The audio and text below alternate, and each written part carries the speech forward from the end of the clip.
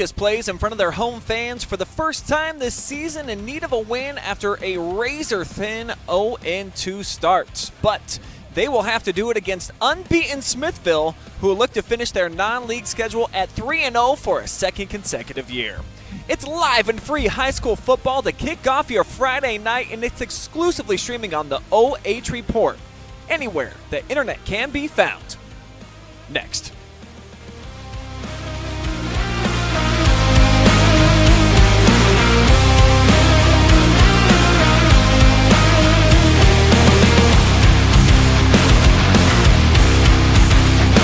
Are you ready for the comeback?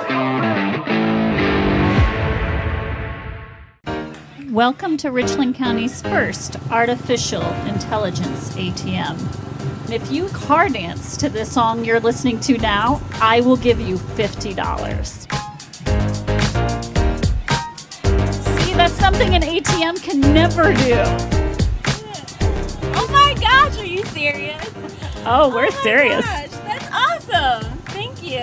Thank you. We hope your day is a little bit better today. Yes, thank you.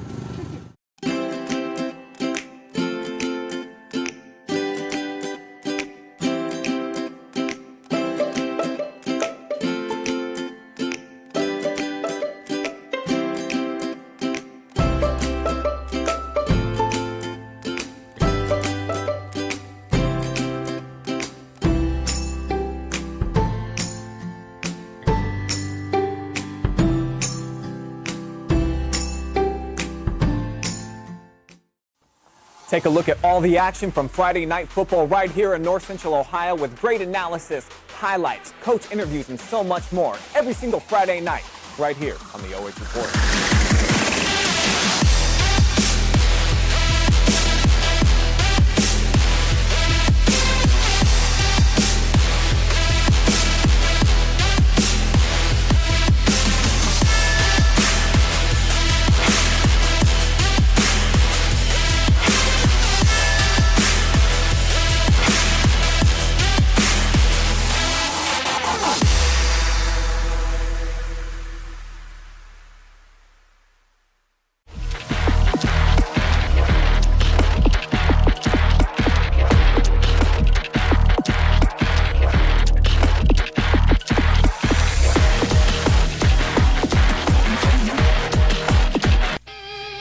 It's the Carothers Pest Control pregame show from the beautiful Bob Wine Field in Lucas, Ohio.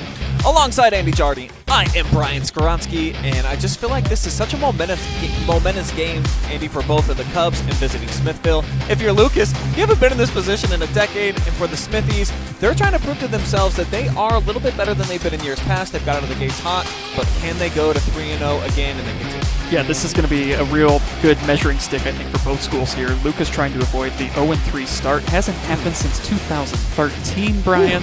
They are 0-2 for the first time since 2014. This is a Smithville team that has gotten better and better each year under head coach Phil Olson. The question now is this a different Smithville team than years past? Are they going to hover around 500, or do they take that next step and win about 7-8 games this year? Yeah, you talked about Coach Olson now in his third season, returning home to his alma mater. Dominant through 2 weeks, though, especially on defense, I think, so far, Andy, when you look at what they've done. And that's Mason Hines. We'll get to him in a minute, but here's the Smithies so far through a couple weeks. Yeah, they have put up a lot of points and not given up many. 36 points per game, only giving up 7. Big week 1 win, 21-6, and then the absolute slaughter, if you will, last week, 51-8. Second straight 2-0 start to the season, and Phil Olson 10-13 overall now. They have made the playoffs last year, and they are looking to get back to it this year in a very tough, competitive Wayne County Athletic League. And a little foreshadowing, too. They've done it kind of behind the play of their sophomore. It's very tough to have a freshman usually that's a leader, but this dude almost ran for 1,000 years a season ago, and now the starter coming into the season, he's gone down with an injury last week. This is going to be the future guy tonight. Yeah, they're going to rely on Mr. Haynes quite a bit here. 8 touchdowns as a freshman last year, almost 1,000 yards. He can do it all. He's not the biggest running back, but he is tough, and they will rely on him heavily on the Smithy side of things. And here at home for the Lucas Cubs, they're always tough to beat, of course, but coming in 0-2, like you said, for the first time since 14 in 2 razor-thin losses for him. couple of games, and they very easily could have come out on top. Double overtime week 1, and then at Hillsdale, the final seconds is when the Falcons scored the game-winning touchdown. So this is either a team that could be very motivated by that, Andy, or at the same time, there could be some demons starting to creep in. There could be some demons too, because you think about last season too and how many single-digit losses they had. 6 and 7 last year, 5 of the 7 last season by 8 points or fewer. Right. So hopefully this is not a trend that's starting to happen here at Lucas. But as Travis Berardi said on our Pigskin show last Friday night, best 0-2 team in the area. They could very easily be 2-0. They had that Clear Fork game. They had the Hillsdale game.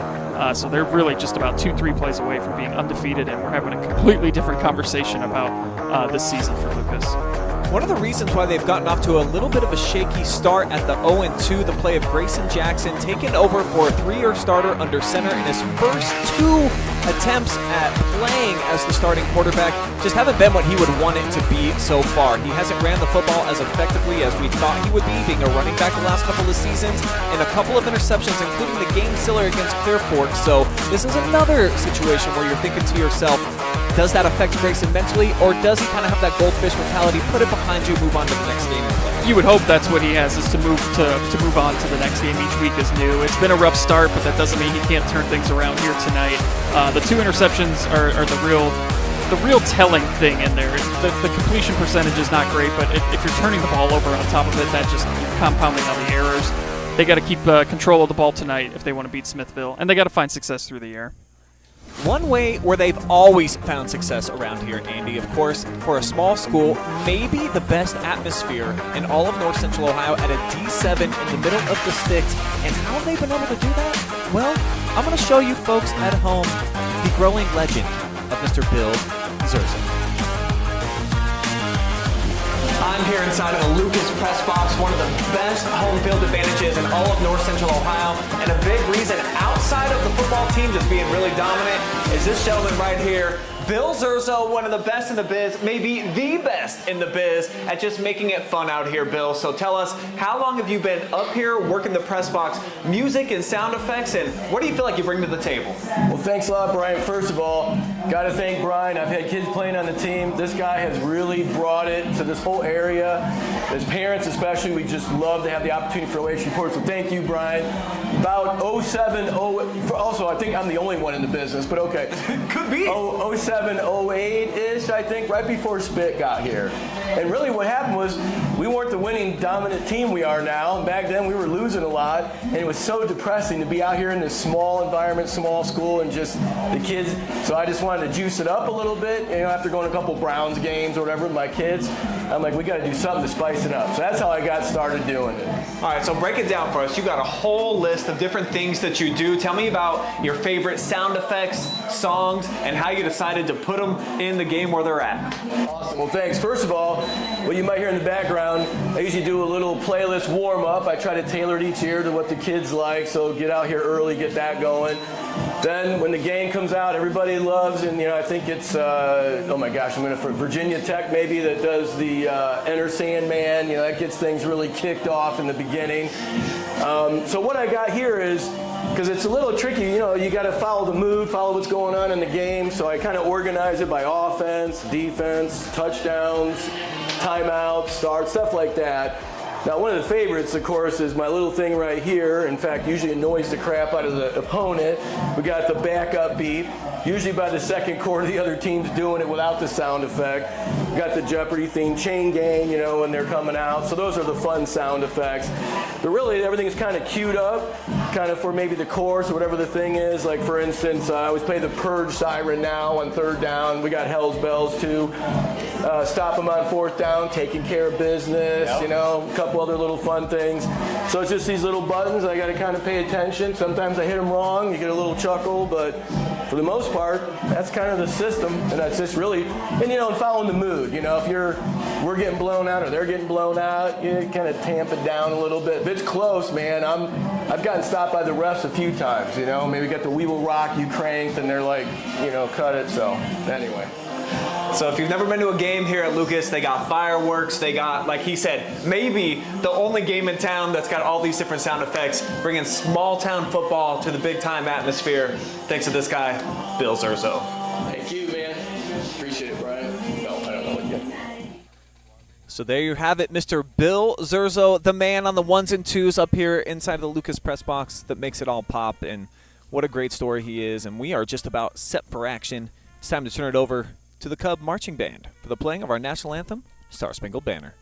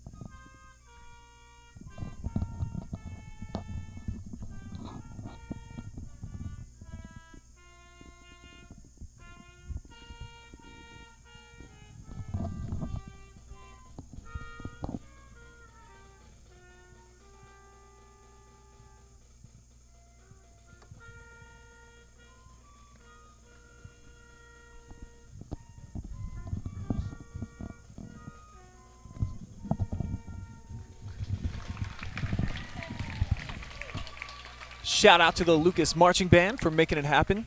Just 5 of them out there, Andy. I know. So it's a tough situation. Just one instrument per person, but they make it. I love that they even still have one, though. That's what's important more than anything. It doesn't matter the size as long as you're still doing it. I'm a big music fan, so I'm always happy to see marching bands out there, regardless of size. And speaking of size, here comes the Smithies. We sized them up pre-game on both ends, Andy, and we feel like these are pretty evenly matched teams in terms of physicality and just overall how they look getting off the bus. Yeah, they look to be about the same size of the physical nature, but we'll see once they get out there on the field and line up against each other. But this should be a real interesting game here, Brian, because Lucas needs a win. They need it in the worst way. They've had 2 terrible, unfortunate endings to these first 2 weeks, and they got to find a way to win a game here and feel good about themselves going the rest of the way. Well, in order to do it, our Carothers Pest Control keys to victory. You say they got to close out the game. Tell us more. 2 straight weeks to start the season here where they've had it a lead late and unable to finish. We could be talking about them 2-0. Instead, they're 0-2. They just got to find a way to bring in that closer. Find Emmanuel Classe. Find Jensen Lewis. Somehow, some way, bring that closer in, get the job done, and get a win here. The home opener.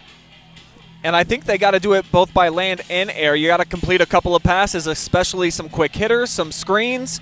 That's what we've known the Cubs to do in the past. You can't just run it every single down. You got to be able to be a little bit effective in the passing game. Haven't been able to do it through a couple of weeks. That's been a major problem for them. And then over on the other side, we're looking at a Smithville team that I just feel like they got to bring that TNT, explosive plays, change the game, supply some dynamite to the mix, and they're going to have a lot of fun. I was hoping you were going to clarify what that meant because I was very concerned as to what your explanation for a key of the game was. For me, it's 3rd and long if you're Smithville. Force Lucas into passing situations where they've struggled this year.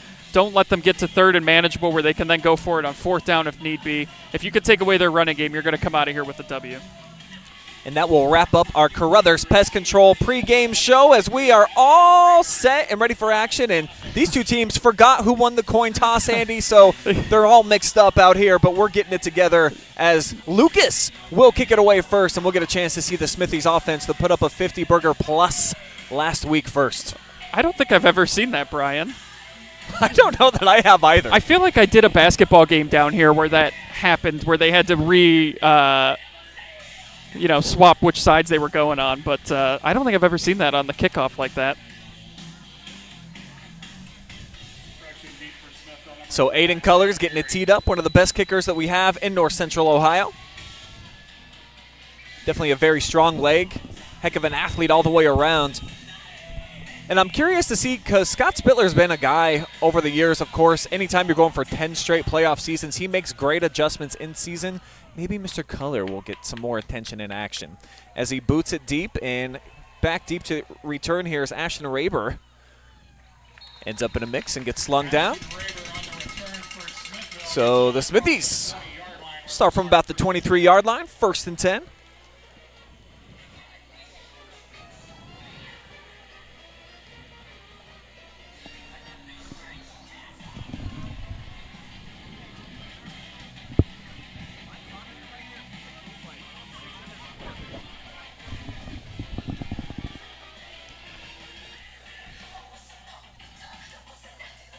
And with this Smithville offense, we'll get to see Bryce Butcher, Trey Durnston starting under center tonight, the junior. And then Mason Haynes, who we're told is probably going to be the workhorse back for them the rest of the way, Andy, with the starter going down. So look for the sophomore to probably get 20-plus touches here tonight. Yeah, we'll see. I'm very curious to see this running back because, like, we were talking to the Smithville media broadcast, and not the biggest running back, but he is tough, and he gets a nice couple yards there on that first carry. Second look here in our TMS Plus digital marketing instant replay. Cubs are ready for it as he came in between the tackles. Tim Daly and company there to make the stop. About 3 Cubs getting in on the tackle.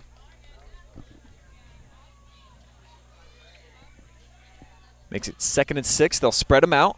Man comes in motion from left to right and gets the give. This is Durstein. And slung down right about the 30. Lucas ready for that. Goes for a minimal gain there. Looked like he might have had some room there for a second. And so quickly a 3rd down. This will be big for Lucas. Their defense has been so tough all year. They've certainly kept them in each game so far, a couple weeks into the season, as we'll get a pitch out here. And the 1st down and more for Mason Haynes.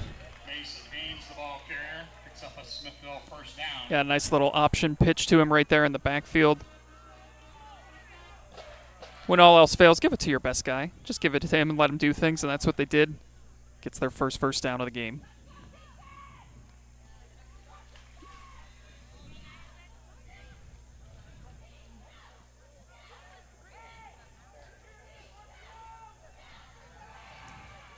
To the air they go. A quick throw over the middle. Dernstein able to make the reception in traffic.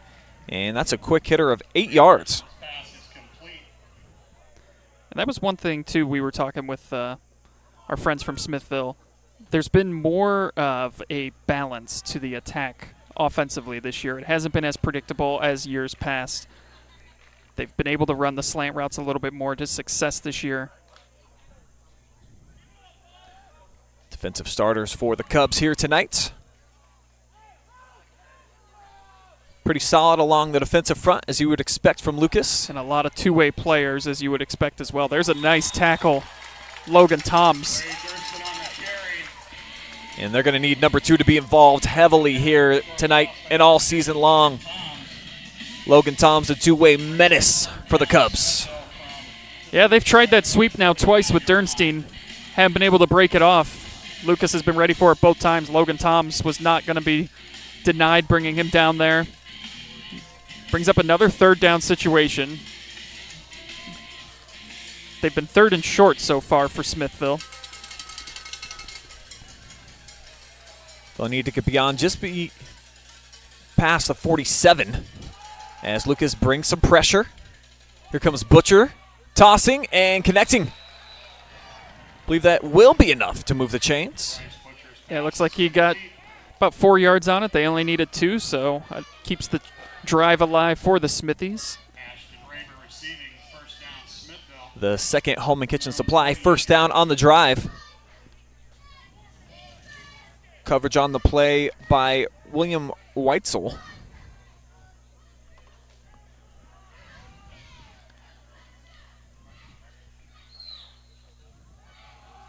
And they'll put it back into the hands of Haynes, slithering his way through the gap. He is shifty, isn't he, Brian? You could just see there. Nice burst of speed. Gets right in there. Good blocking. Almost got a 1st down on it, but a nice run.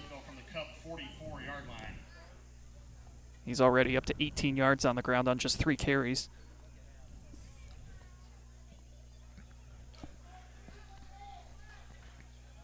Everything in the playbook becomes available to you in these short down and distance situations, just needing a couple. As Haynes shifts into the backfield, he'll be the lead blocker here for Butcher, who fights his way for extra yardage and another Home and Kitchen Supply 1st down. Yeah, just a simple play. Butcher keeps it. Lowers the shoulder. Picks up another first down, their third on this opening drive. Gain of 6. Great confidence booster for the Smithies here on the road. Their first 2 opponents, you look at their records from the last couple of seasons, I believe both went 0 a season ago, Andy. So this is the first game so far on the schedule to kind of get tested, even though Lucas too 0 coming in here. But we know for Division 7, obviously this team and this program has done some great things lately, but have not been able to slow down Haynes and company. He's moving the chain gang yet again. But it might be coming back because there is a penalty flag here. And it is going to be a hold on the Smithies. That'll be the first penalty of the night. That's a costly one, too, because they had enough for a first down. That is going to move them back. And there's your backup sound effect. What an atmosphere they have created here. We ran the piece earlier. Just a great job by Zerzo in there. I just want to know how much you paid him at the start of that for all the praise he gave you to start that interview. I mean, I just had to give him a couple of pieces of candy out of my Starburst pack, and that was it, Andy. So yeah. Sugar, it definitely it sells. It sells. First down 20. So the Smithies come out, trips to the right. Butcher rolling that way, looking that way, wants to fire deep, lobs it over the top of the defense. It's underthrown. Maybe a flag? Yeah, I thought we might see one, but it doesn't look like we're going to get one. There was a lot of contact. That ball was underthrown. Zach Dill in the coverage. Let's take one more look here. The ball's certainly underthrown, which leads to the contact. And I mean, with Deal not getting his head around, at least in the NFL, you see that called quite often. Yeah, that was pretty much the definition of pass interference. So Lucas gets away with one there.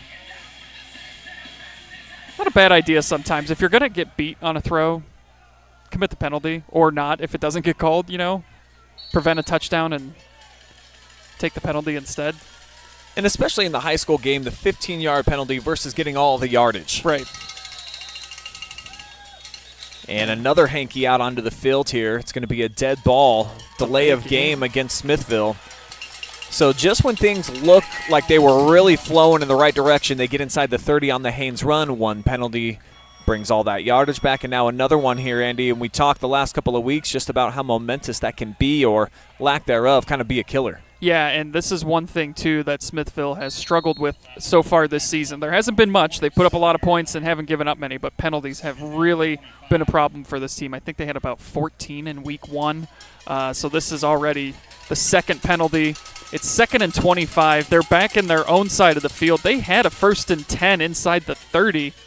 And then the holding call, now a delay of game, and this drive is quickly going backwards. Haynes motions back to the right hip of Butcher. It's an inside give here in Durston. Pretty much going nowhere. Cup seen it coming. Yeah, tried to go into the bag of tricks there on 2nd and 25, but Lucas all over it. Dernstein again. They tried to get him the ball and let him do something. And just nowhere to go. No gain. It'll be 3rd and 25.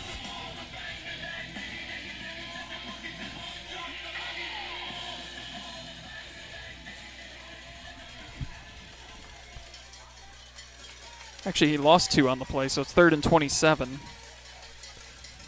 They've got Carr split out wide. They're going to look for him going deep. Again, it's going to be underthrown, but he makes the adjustment to the catch, and Carr goes into the end zone for a Smithville touchdown. Wow. Come on. I mean, that's how you do it, Brian. 55 yards? Are you kidding me? Bryce Butcher to Richard Carr for the Smithville touchdown. So Butcher to Carr for the biggest play so far of the night, lighting up the scoreboard. And I saw it right away, one-on-one coverage here to the near side. Again, a little bit underthrown, but still over the outstretched arm of Tim Daly, and he coasts in there for 6. I mean, I love it. It's 3rd and 25. What else are you going to do? Run it and punt? No, just take a shot downfield, see what happens. There is a penalty flag on the play. I thought it's what I heard. But I haven't seen... Hang on. I think they're getting together now to make the call. Might be a celebration penalty, if anything, Brian.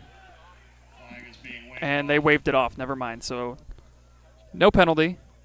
It's a 55-yard touchdown pass with 6:09 in the first quarter.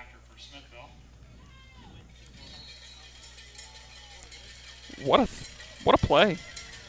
Yeah, great start here on 3rd and 25 as Quinn Maybach puts it through, and that makes it 7-zip. The big playability of the Smithville offense puts them on top here on the road at Lucas.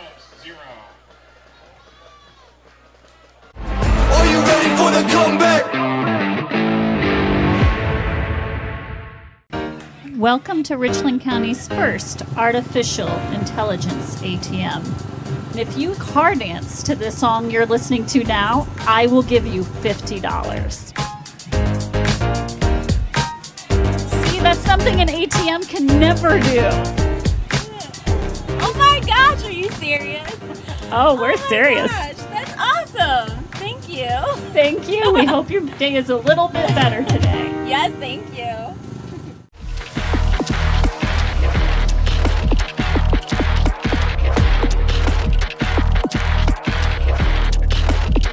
Yeah, it's the comeback. Are you ready for the comeback? We've got some early fireworks here at Bob Wine Field, but not the kind that Lucas fans are here to appreciate. It's Richard Carr going deep, 50-plus yard touchdown as the Smithies get out to a nice start. Yeah, I mean, 3rd and 27 at their own 45, just airing it out for the 55-yard strike to Richard Carr. And that kick's going to go out of bounds, so the Cubbies will get good field position to start their opening drive here. But Richard Carr, man, we heard a little bit about him before the game, about how he's a very vocal player. And I thought he got penalized on that touchdown celebration because he was having some fun and really getting into it. But no penalty called. And just a great throw from Butcher. It got there. It was a little underthrown, but all you got to do is get it to him. Let Richard go to work, and that's what he did. So it's now up to the Lucas offense to try to answer back on the Ohio Valley Manufacturing scoreboard. As just about half of the first quarter coming off of the clock. On a very successful opening drive here for the Smithies. Now the Cubs come out, their patented wing tee, 3 backs. They'll toss it. Coming near side is Logan Toms, and he fights for maybe just a couple of inches and nothing more. As we'll take a look here at the starting lineup for the Cubs tonight. Jackson, his 3rd start under center. You know all about Toms. Everybody returning along the offensive front. So that's been thought to be probably the biggest feather in Scott Spittler's cap this season.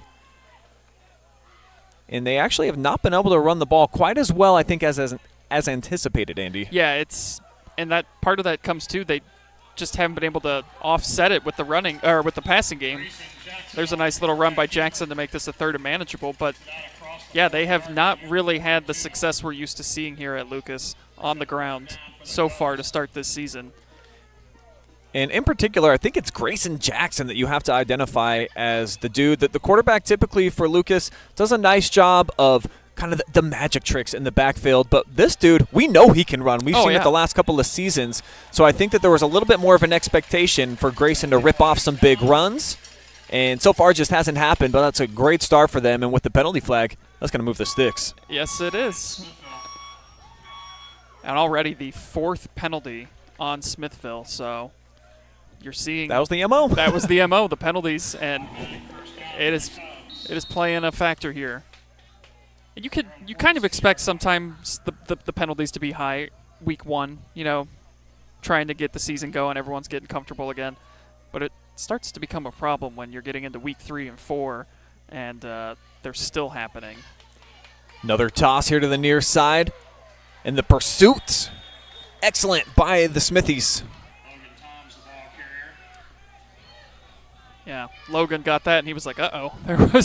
There was nowhere for him to go. Smithville all over him as he loses a yard on the play.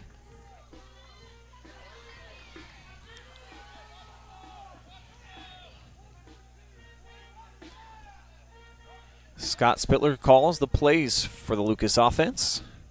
Everyone looking over to the sideline at him as they'll bring Zach Dill in motion. They'll hand to him, and it's an excellent handoff. Here's Dill to the outside. A lot of green in front of him. Zach Dill looking to make a house call, and he will coast in. 55-yard tutty. There is a flag, though, Brian. There is a penalty flag down. And it's going against the Cubs. So the fireworks popping off. Still fun, but not because of points. Let's see again. Heck of a run. This is just the tail end of that run. Call is holding on the Cubs. And the speed for Deal, once he got to the outside, you saw just started creating some space in between himself and the next defenders. And that flag, what a costly one, because it was right at the line of scrimmage. Yeah, I mean, we've seen now, I mean, that was obviously the much bigger play, but we've had 2 holding calls now on both sides on big runs that have really put the drives for each team in reverse, and that was just that's a backbreaker for Lucas. I mean, that was 6 points. I kept looking. Anytime you see those big runs, it's like, okay, is there a penalty flag? Is there a penalty flag? It came in kind of late, and instead of potentially being tied, Lucas now back inside their own 40. That's kind of the way the season's gone so far. The Smithies were in the same situation. We're able to find another explosive play in deja vu. Into enemy territory for the first time. Go the Cubs. Heck of a run there by the senior back. Yeah, let's just go with it. Give it to Logan. Try the other side, and it works. Get a lot of that penalty yardage back. Brings up a 3rd and 6 situation after that last play. So Tom's actually marked down right at the 50. Cubs need to get to the 44-yard line. This is where we got to see what Grayson Jackson can do. Although 3rd and 6, if they run it, we'll see what they do here. Inside give for Dill. Stutter step. Gets to the second level. Lowers the boom. Takes it inside the Smithville 40-yard line. Big first down there for Lucas. Big first down and a big lowering of the shoulder here by Deal. Stop for Smithville. Boom. He wanted that contact. He picks up 11. It's a first down, a much-needed first down, as Lucas tries to keep that momentum going from what was going to be a tie game. Penalty brought it back. Now they get their second first down as they keep possession, try and answer that Smithville score. And again, movement up front, and it's once again Dylan Creeder. Second time he's jumped now. Take a second look, and this time I heard the hard count by Grayson Jackson, so he's barking out some orders down there, and you see the frustration, of course, on Kreider. Yeah. He actually is going to come out now. Coaches are talking to him over there. So it makes it 1st and 5. Jackson turns, hands off to the up man. Everything kind of clogged right in the middle of the field. Could be a yard, maybe a 2-yard gain. Yeah, nice little rugby scrum there. But it's smart, 1st and 5. Just try and pick up a few here. And Hawkinsmith on the carry. So Hawkinsmith with his first carry of the evening as we're getting closer to 2 minutes remaining here. And what's going to be a fast-moving quarter always with the Lucas Cubs. It always is, yeah. Second and short, Jackson tosses. Shaking away from one would-be tackler is Toms. And the 4-year starter with a home and kitchen supply. First down. This is turning out to be quite the drive. Lucas now, we haven't seen them have this kind of success, Brian, on the ground this year. It was a struggle week 1 against Clear Fork when we were there, and now they're reeling off some big runs, more accustomed to what we're seeing from Lucas, as that's a 17-yard gain. Tom's now up to 29 yards rushing on 4 carries. And a red zone visit for Lucas on their opening offensive drive of the night. Send Dill in motion from the gun. Jackson keeping all the way. Had the option look. How about that spin move, too? It was quite the spin move. I thought he was going to pitch that out to Deal, who was all alone. Take a look here again.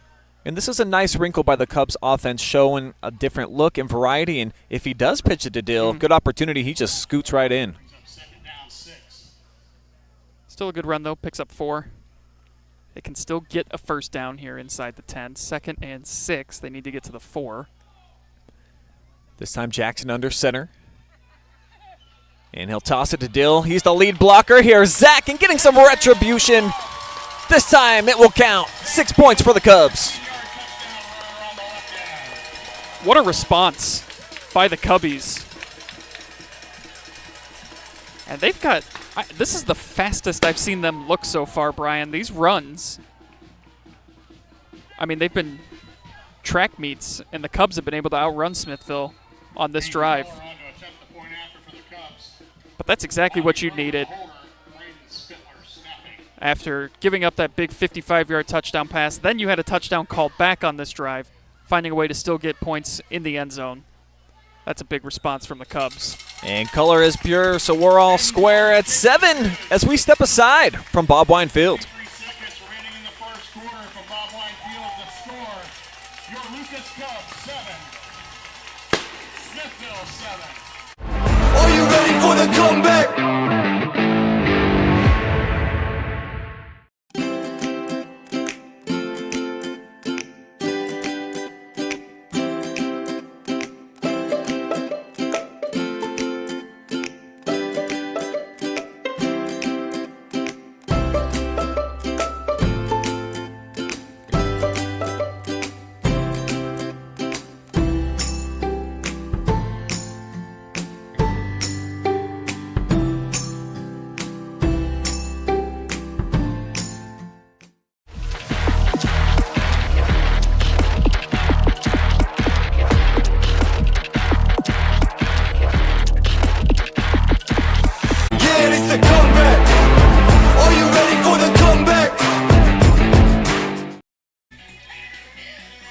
So after a nice long drive and touchdown by Smithville to open up the game, the Cubs get back on the attack, and they answer as we are all square here at Bob Wine Field at 7 each. I'm Brian Skowronski. Andy Jardy is with me, and we just said during that break, I think we're brewing for something pretty exciting here. We've got a couple of offenses that found a groove already. 2 drives, 14 points. 2 drives, 14 points, and that Lucas drive, 9 rushes, 0 passes. That was vintage Lucas. That's what you've been wanting to see this year. And they pulled off a very successful drive. Now we'll see.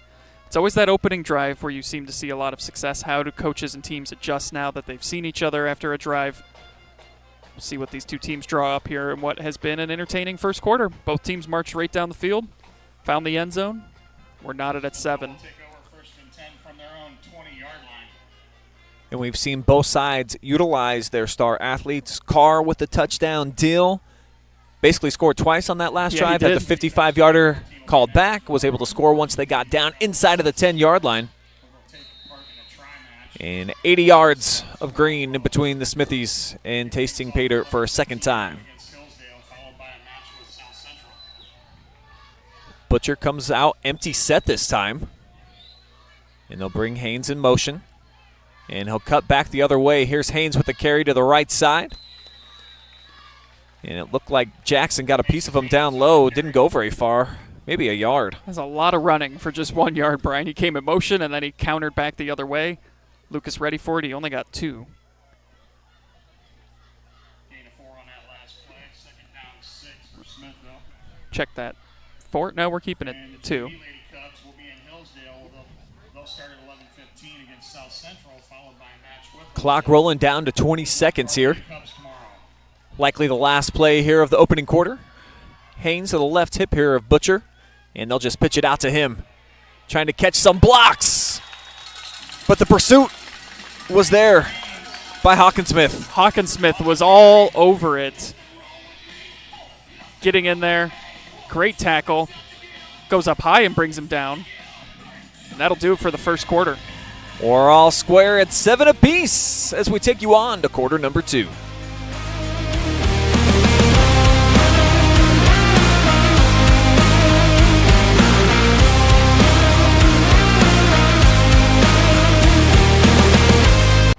Are you ready for the comeback? Welcome to Richland County's first artificial intelligence ATM. And if you car dance to this song you're listening to now, I will give you $50. See, that's something an ATM can never do. Oh my gosh, are you serious? Oh, we're serious. Gosh, that's awesome. Thank you. Thank you. We hope your day is a little bit better today. Yes, thank you.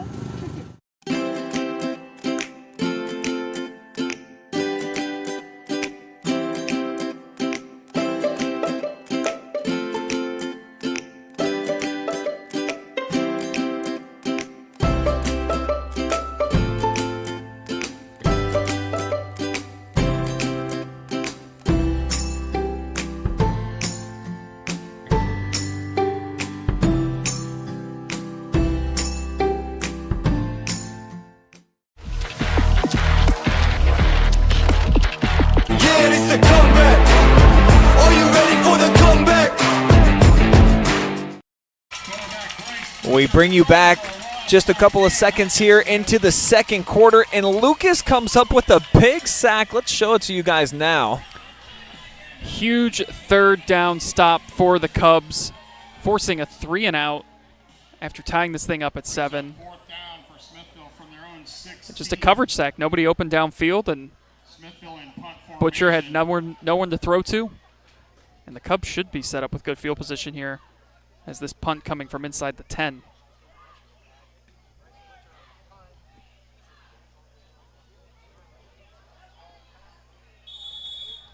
And they'll let it go out of bounds, and the Cubs will start Travels out of bounds at the Cub at their own 46-yard line. first and 10. So after, like I said, Brian, those opening drives, you adjust from those. Smithville had no trouble moving the ball downfield, and then that drive just unable to pick up a first down or do anything. So now the Cubs, on their second drive, will see if the Smithies have figured them out.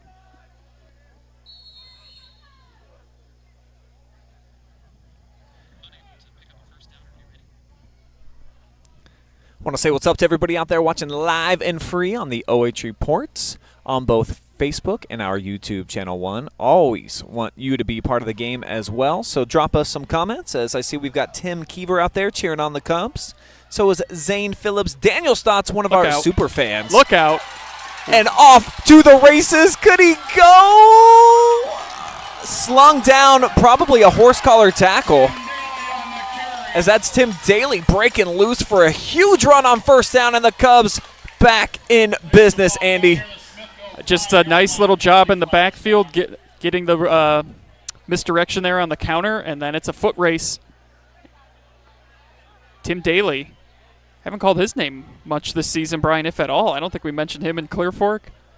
But a huge run here, and then there's going to be some yardage tacked onto the end of this. Looked like a horse collar. Daly, just a sophomore, listed at 172 pounds. Good size, about 6 feet tall. And with him getting tackled just inside the 6, I believe this is half the distance to the goal, so the Cubs should have it at the 3. 2 penalties on that last play, holding on Smithville, and there's also So 2 penalties, holding and the horse collar penalty. Obviously decline the hold to take the personal foul. And Lucas now, first and goal. What a run, though, from the sophomore, Tim Daly. And typically there's about 3 different backs for Lucas that'll Yes. be somewhere by the end of the season above 500 yards. We know that Tom's is kind of the bell cow. They'll fake it to him this time, though, and Jackson squishes in between that A gap.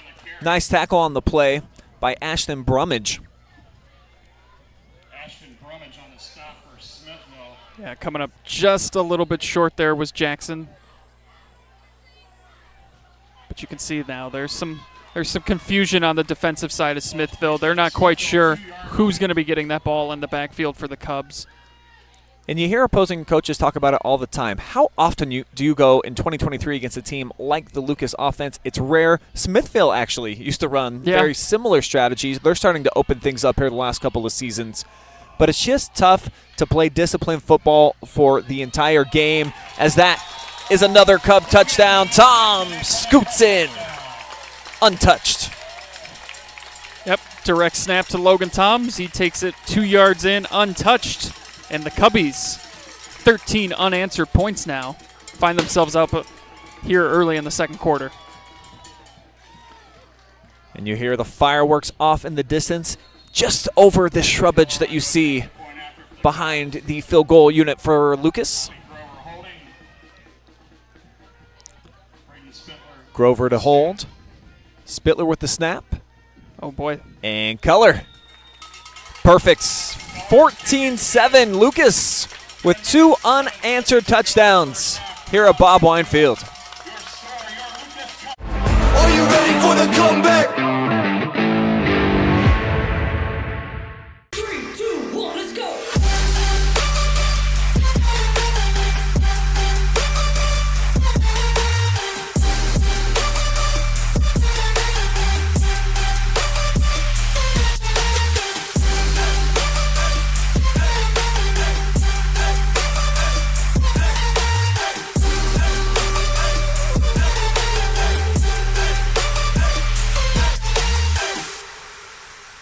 Yeah, it's the comeback.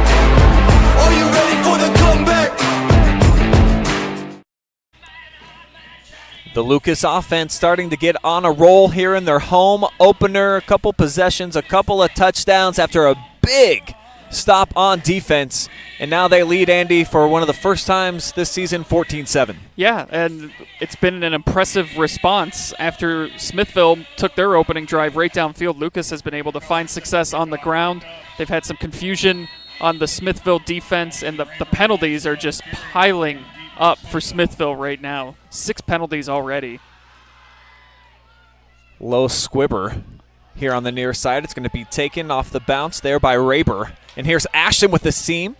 Puts his head down and bursts out across the 30-yard line, so it'll be quality field position for Smithville, trying to match this hot Lucas offense.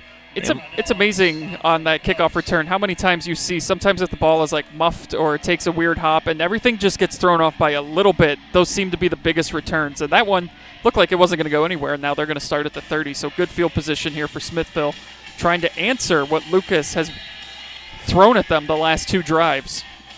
It's funny you use the word throw because they haven't thrown it once. They have not. They haven't needed to. And on the other side here, Butcher, he's a big, strong kid, 6'1", about $190. He's put some decent touch on some deep passes. And that's Richard Carr, their big play wideout.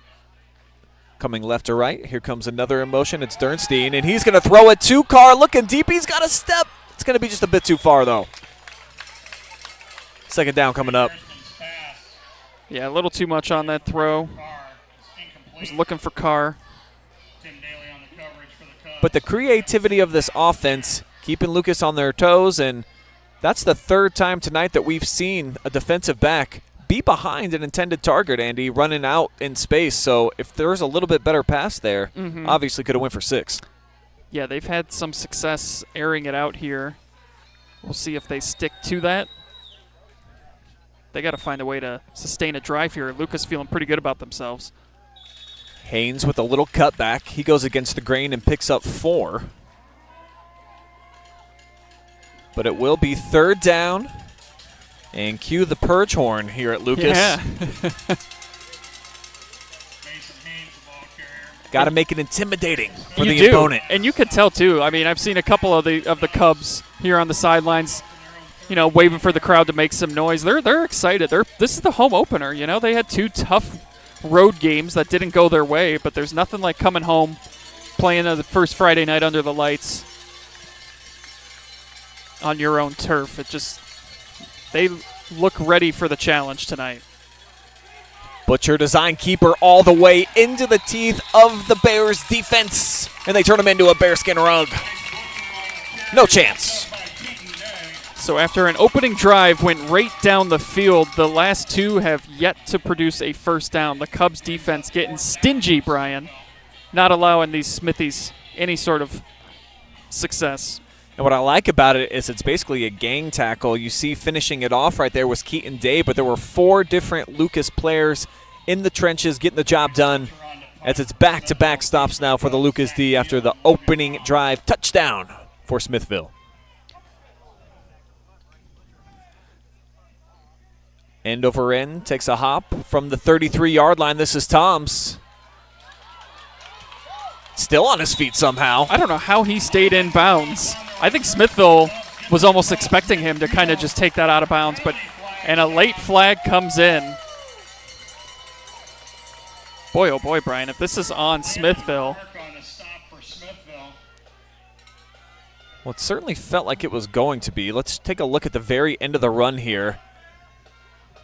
Maybe an incidental piece of the face mask. Not sure that it got tugged on enough. And then I saw there at the very end there was a cleat that actually went right over Tom's face. Okay. It didn't look like it was intended. So we have a personal foul going against Smithville. Could have been from that cleat. I think if you want to take right. another look here, Andy, check this out. So it looks like initially maybe a face mask, but here, watch at the very, very end, 53 gets up and just rakes him right over the top of his face. Yeah. So that's Landon Clark picking up a 15-yard personal foul. That's now 7 penalties. 2 have been personal fouls. We're only about 16 minutes into the contest. Yeah, this is, I mean, it was already going to be good field position. So a break here for Lucas, as they're going to be set up just beyond the red zone, I think. And Tom's making that whole thing happen with the return, getting the burst down the sideline. Picked up about 20 yards on the return, so add 15 more on there. And they're just 32 yards away from 3 straight touchdown drives. Yeah, all of the momentum is on that Lucas side right now. Smithville has got to find a way to get a stop, keep them out of the end zone. Smithy student section trying to get loud and proud over there. They've traveled well. Look out. Yeah, Daly's traveling pretty well. As he reaches for the 20-yard line, he's got a dozen on first down, and the chain gang on the move. And now just a very cool 56 yards on 2 carries for Mr. Daly. Having himself quite a performance here. And that's what Lucas has needed, is someone else to kind of take all that pressure off of Logan Toms, off Grayson Jackson. Now you've got Daly just picking up big chunks of yards, and it's just another wrinkle to that offense that is tough to defend against, especially on just 1 week. That was the thing. Clear Fork had all offseason to prepare for this. Another carry for 35, cuts back against the grain. Daly with 5 more.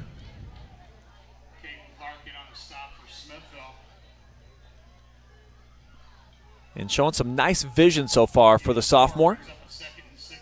Getting in behind his blockers. Definitely got some speed as well if he can catch the edge.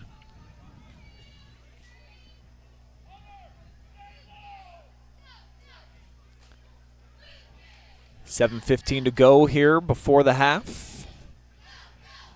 Daly goes in motion, right back to getting set. They'll toss it to him, makes a nice one-handed catch, and here's Daly again. First down for him. And starting to heat up. It is starting to heat up, and at the center of it all is Richard Carr again. Almost could have been flagged for a personal foul. I don't know if we're going to see it here or not on our replay. Probably not, because it happened away from the ball, but he had a little bit of a late hit on a Lucas player. Raber, too, almost probably could have been called for a horse collar tackle for the second time. But it's a fresh set here for the Cubs. Right about at the 10-yard line, so they can pick up a first down, but they got to get inside the 1. Deal. Stutter step. Keeps his feet somehow spinning for the goal line. And he's going to be marked down just inches shy here, Andy. I'm not sure how he didn't score on that, but he is going to be down right at the goal line. Slow it down as he reaches. Oh, my. I don't know if his right elbow came down first, but he looked like he was on the defender's body. But either way, 2nd and goal at the 1. With the way your offense has been able to just pick up yards, this should not be an issue. They'll toss it and deal. charges into the end zone. The Cubs offense stays in fuego. This is a totally different team, Brian, than we saw the first 2 weeks of the season. Everybody getting in on the action tonight. Dill with his second TD. And that's just a ginormous hole for him to scoot through. So the Cubs playing physical up front, winning in the trenches. And it's got them right now a 13-point lead and an opportunity to add on.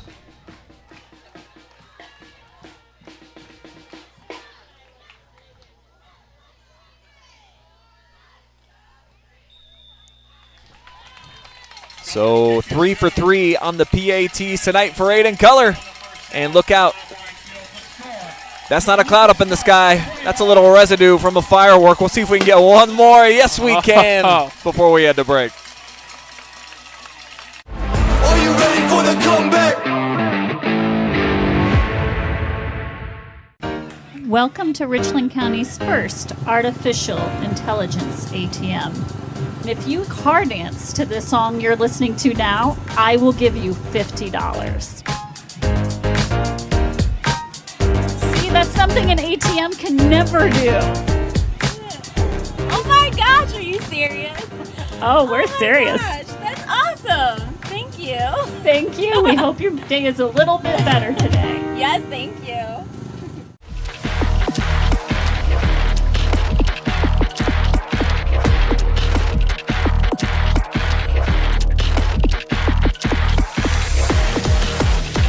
Yeah, it's the comeback. Are you ready for the comeback? What a homecoming for Lucas here tonight, playing at the friendly confines of Bob Wine Field for the first time in 2023. And so far, it has been perfect execution.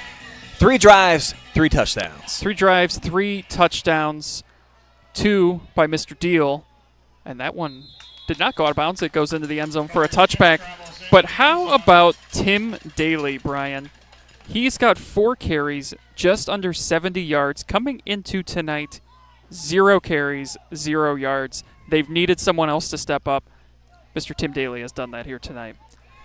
And talking to the radio crew that's here from Smithville, and they were asking us who the offensive weapons were, we explained it's been very tough in the passing game, and of course Logan Toms has been that dude. But who else have they had? Nobody stepped up yet until tonight. That's why they've got the lead, and it looks like things moving in the normal direction for Lucas, where they've got a few different guys that you got to key on. Yeah, this has looked more like Lucas of years past, having success with multiple guys in that backfield. And the defense, my goodness, the defense outside of that opening drive has yet to give up a first down. After Carr goes in motion, they'll run near side that way. Haynes gang tackled again, basically right at the line of scrimmage. So it's a hungry pack of Cubs getting in there on the stop. It was interesting, too, talking with some folks from Smithville, how they looked at Lucas's game with Hillsdale as kind of a measuring stick, because Hillsdale's a team that's given Smithville trouble, and they're 2-0. They've rolled over everyone, and they were like, Lucas's game with Hillsdale was close. Like, they almost beat them. This will be a real measuring stick for us tonight. And so far, they're not going to like what they've seen, because Lucas has looked dominant. Split back set, nice fake there by Bryce Butcher. And it's a decent run on second down. We'll make this third and manageable. As the Smithies defense definitely needing some momentum here, as the Cubs have found themselves in the run game. Yeah, and Smithville needs to find a way to keep possession here and pick up a first down, because their defense right now has been unable to stop Lucas. And you know that Cubs offense is chomping at the bit to get back out there, keep this momentum going. Smithville's got to find a way to keep a drive alive here, take some time off the clock, because Lucas will get the ball to start the second half. So a monster 3rd and 3. Single back set, Butcher rolling left, looking that way. Plants his feet, throws over the middle, one-on-one coverage. Toms adjusts, nearly picked it off. So it'll be 4th down, the punt unit on, and the Cubs defense holds firm yet again. They've been aggressive. they've aired it out when they've needed to pick up a first down. I'm not sure if that was the time for it on 3rd and 3. And now they're going to have to punt the football away once again. Still 4.5 minutes remaining here.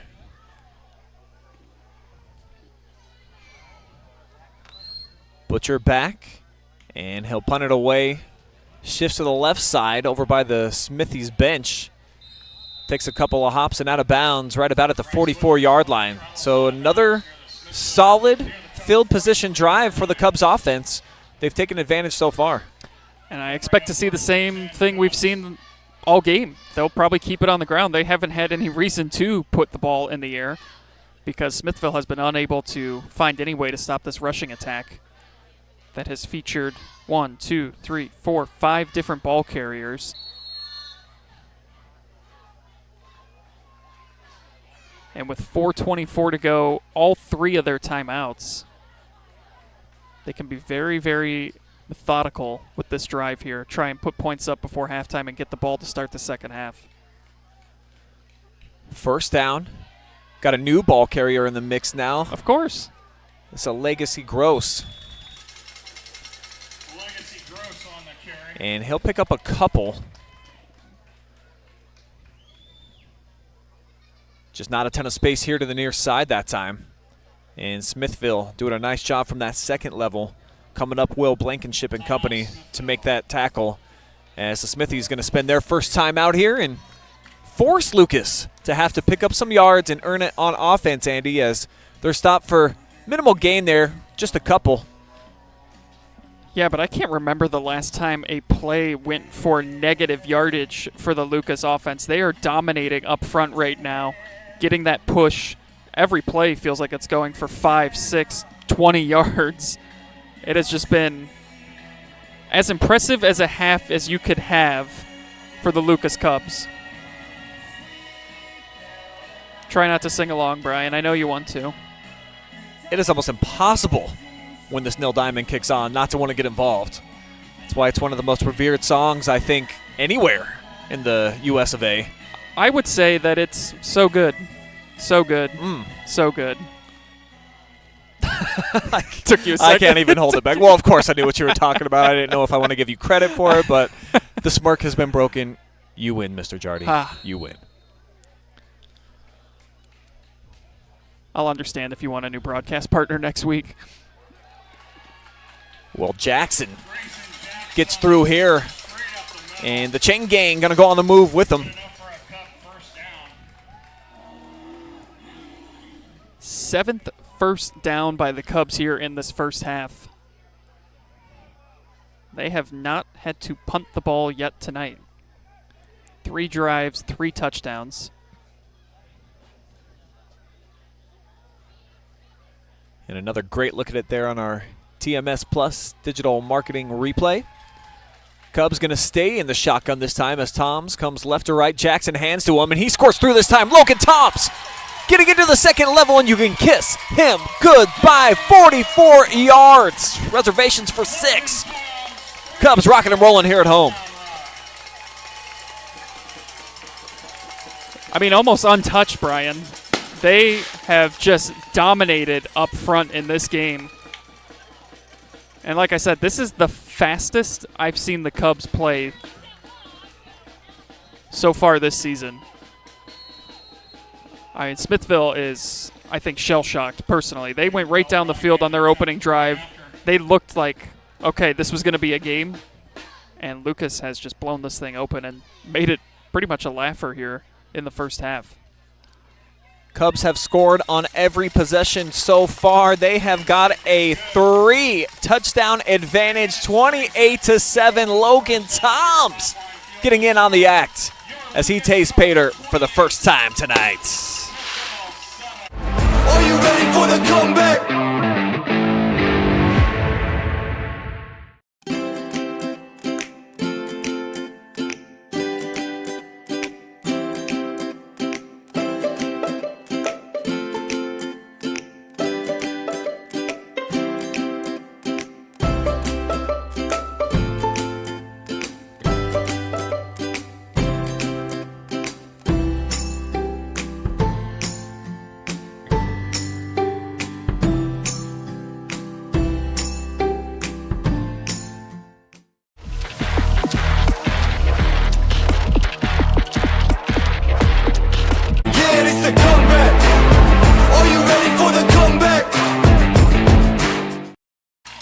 The good times just keep on rolling here at home for the Lucas Cubs, playing at Bob Wine for the first time this season, and their fans enjoying the firework display, 28-7, with 4 consecutive touchdown drives.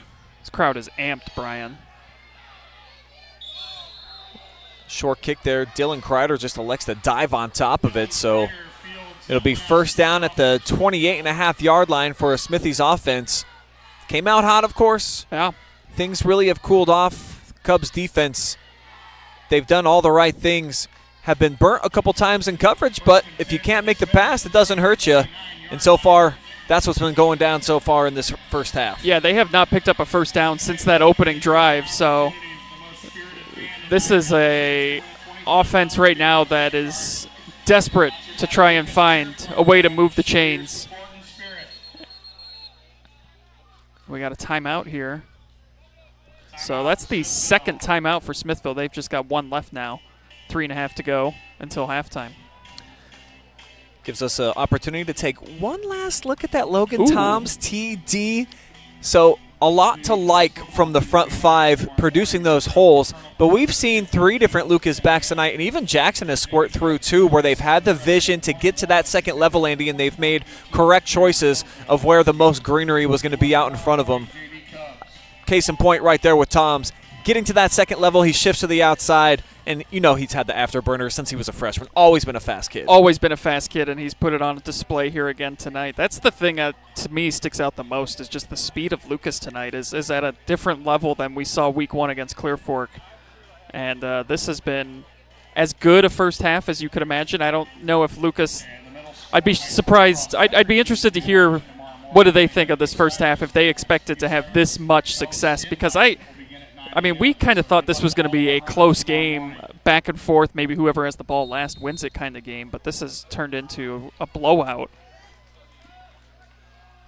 Still an opportunity. The Smithies got to get some points here, and how about that great play design? But, Andy, we've seen that a few times. I just talked about it. Raber running all alone. If he puts a little bit more touch on that one, allows him to run under it, just a 2-score game. Yeah, that's one of those where you wish you could have it back because he was wide open. And that's about maybe the 3rd throw tonight from Smithville where they've had a receiver downfield who's gotten past the secondary. And if he just puts a little more touch on those throws, they've got touchdowns. But instead it's incomplete, and you try again. So Butcher, who tossed a dime on a touchdown pass early in the first quarter, starting to cool off here. As he goes play action, steps back, looking for something big. Now he airs it out far side. Incomplete. And they're going to throw the flag. That's going to be some pass interference. Take a second look at this one. That was Aiden Color in coverage. There was some contact there. He definitely made contact with Carr. Like what you see from Butcher working his way through the pocket. As far as the contacts on the catch attempts, I just don't see anything there. Yeah, and this is unfortunate here for Smithville too. Butcher, the quarterback, is down. So let's run that replay back one more time. You love the athletic ability from him in the pocket, the play action, kind of freezes everybody for a second. He steps up. Just the ability to get away and throw it. He does take some contact. You're thinking, though, as a fan, that the pass interference had to come before that point, before it shows up on our screen. Yeah, it had to have been. Because the flag's thrown more towards the middle of the field and the pass is tossed towards the sideline. Yeah, but I think they threw it where the pass interference yardage, like what yard line it happened on. Either way, I hope Butcher is okay, because we didn't quite get a look of it, but as he let the ball go, it looked like he was kind of already falling down, and I wonder if he kind of maybe came down on that shoulder, and then a body came down on him, but he has not moved from where he's at right now. As they tend to Butcher, we'll take a quick commercial timeout. We'll come back here. 3:16 remaining in the second quarter. Smithies definitely need some points. Try to keep up. Are you ready for the comeback? Welcome to Richland County's first artificial intelligence ATM. And if you car dance to this song you're listening to now, I will give you $50. See, that's something an ATM can never do. Oh my gosh, are you serious? Oh, we're serious. Gosh, that's awesome. Thank you. Thank you. We hope your day is a little bit better today. Yeah. Yeah, it's the comeback. Are you ready for the comeback?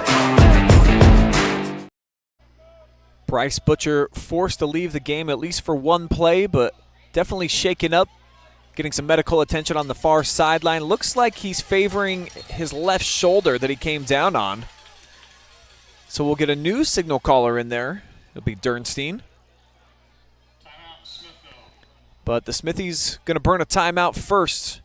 Weren't prepared as they got back into the mix. Now the play clock was at about 7 seconds when they were getting to the line of scrimmage, so that is their third and final timeout. As Dernstein looks to be the quarterback now. We saw him throw one pass tonight, overthrown. It was a halfback or receiver, pass. Threw it a little too long. But he's got the arm, so we'll see what he does now. Watch that last play one more time here with Bryce Butcher.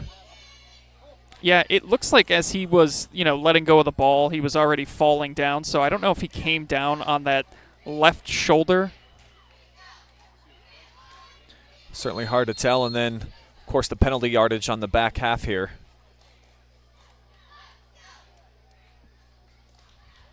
But the Cubs have had plenty to cheer about outside of that play. That pass interference was the first down for Smithville outside of that opening drive. And what a tough kid, Butcher. Well, I thought that was going to be Bryce back in the mix. It is Dernstein. And they got something here to the left side. Raber with a big run. Ashton Raber on the carry. Yeah, his first carry of the night gets them another first down.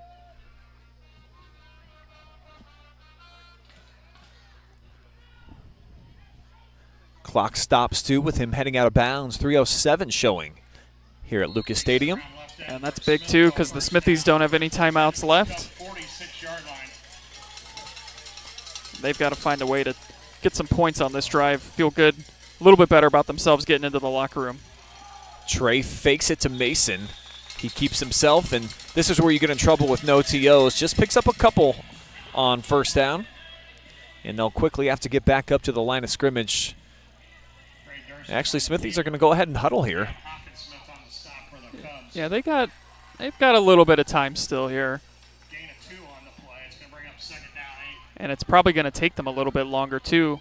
Obviously, without Butcher back there, not sure how often Dernstein has been in the quarterback position this year, but probably going to take just a little bit longer to make sure everyone's on the same page and he knows what play is coming. Clean snap. Trey underthrows it here to the near side. Bounces towards Braden Marthy. And it's going to be third down coming up. It's going to bring up third down Smithville. Just short hops at that time. Well, 3rd and 8, Brian. We'll see if they go for it all, as we've seen them do a couple times on 3rd down tonight, just airing it out, or if they try and pick up a few and then make it a more manageable 4th down situation. We'll see what they end up going with.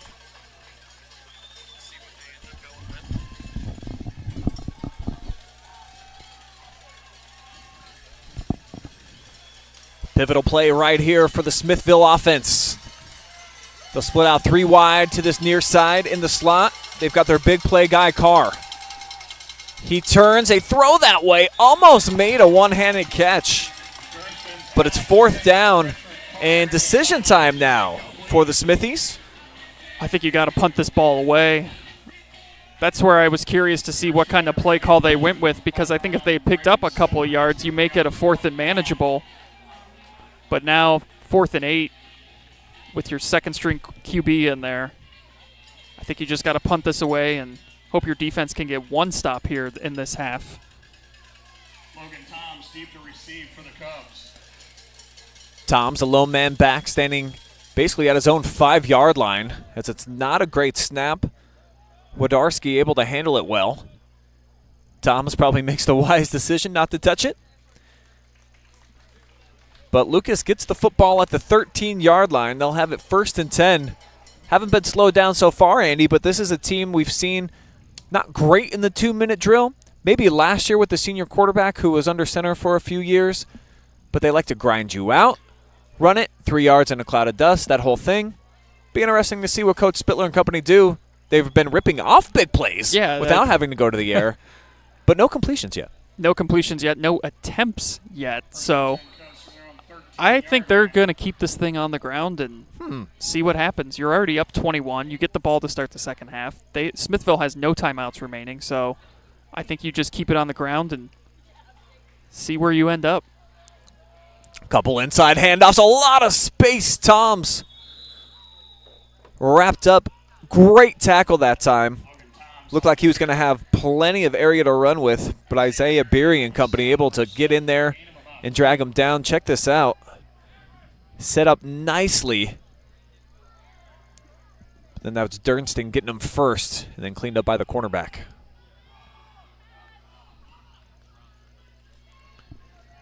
Second and long, they'll need 8. They'll just toss it to Toms, and he's driven into the ground. Brummage read it all the way. That was one thing we heard before the game about Brummage was he's a big dude, and his tackles are big when they happen, and he got in the backfield there, disrupted that. It's the first negative play for Lucas probably since the opening drive of that first quarter. And yeah, you can see there's no real urgency here on this drive. So they just play keep away here. Content with what they've accomplished here, as they should be in this opening half. Toms again. Oh boy. Some choppy feet, able to stay up. He's right at the line to gain. So that changes everything. If he's got the first down, even if he, well, we'll see what. It's very close, but they're going to give him the first down here. Takes it ahead for a Cub first down. Watch it one more time. You see Toms cuts back inside. Eludes one tackler. A couple different tacklers. Yeah, he was really close, Brian, to maybe taking that for a lot more than just the 11 yards they needed for the first down. But, yeah, now you see they take a timeout, and now you start to rethink your strategy here. It was all going to depend if they were able to pick up one first down or not. Now you do. You've got 2 timeouts remaining, just under 45 seconds. Still quite a bit of field to go. We'll be curious to see if they come out and throw it now.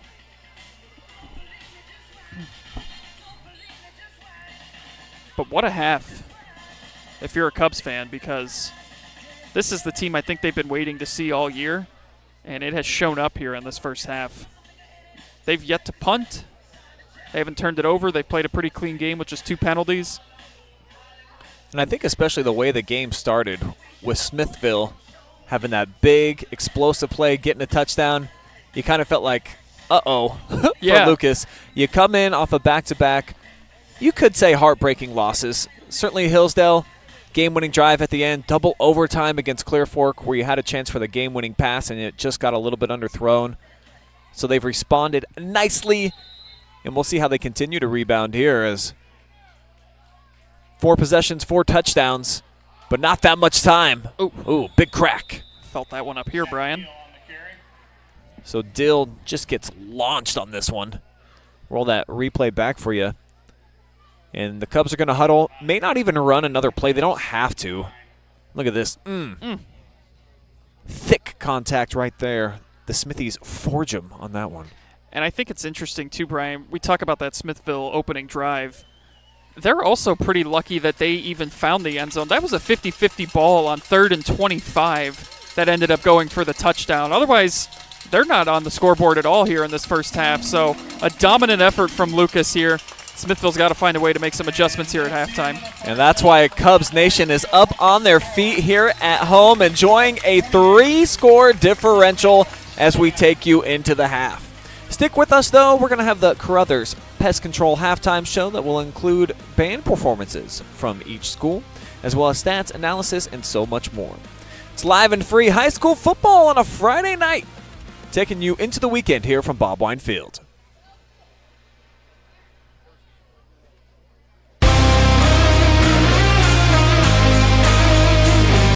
Are you ready for the comeback? 3, 2, 1, let's go.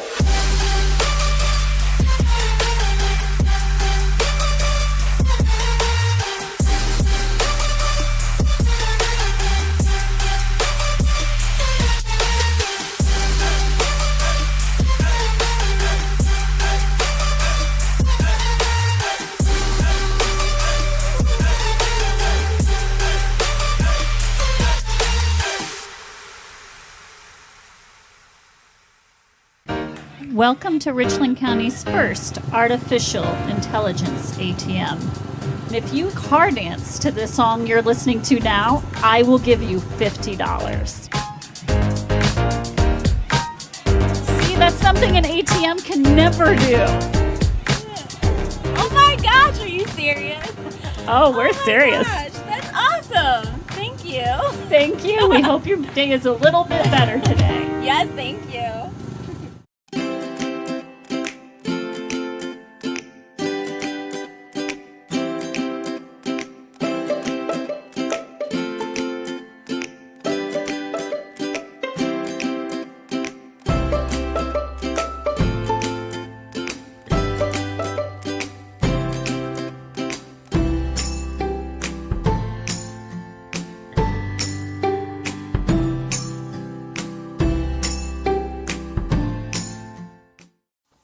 Take a look at all the action from Friday night football right here in North Central Ohio with great analysis, highlights, coach interviews, and so much more every single Friday night right here on the OH Report.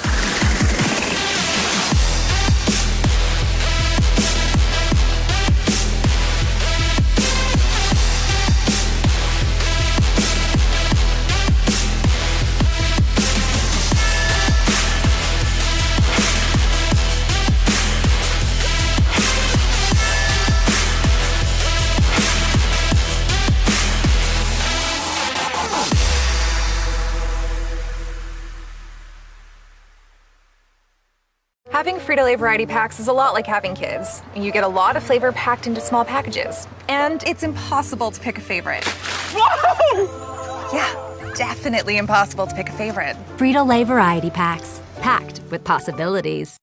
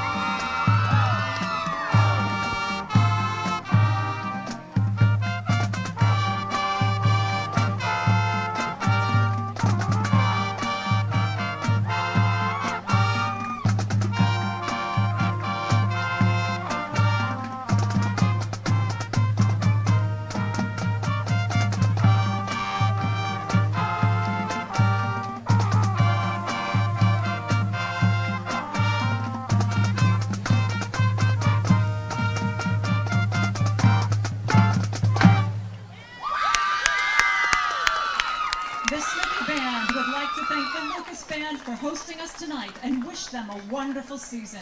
Rock music first emerged in the 1950s and helped shape all the popular music currently enjoyed today. One of the most influential pioneers was Jerry Lee Lewis. We close tonight's show with Lewis's 1955 smash, Great Balls of Fire.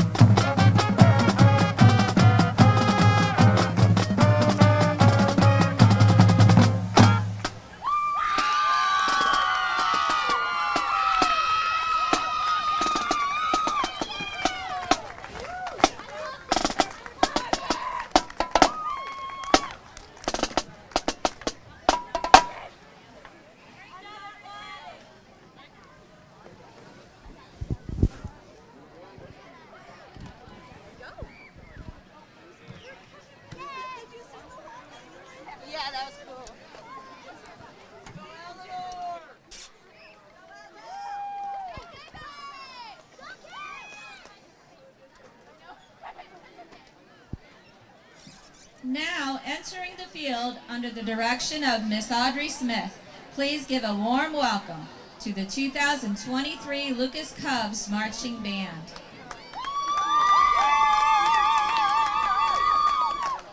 Tonight, the band will be presenting to you selections from the Year Without a Season, 2020.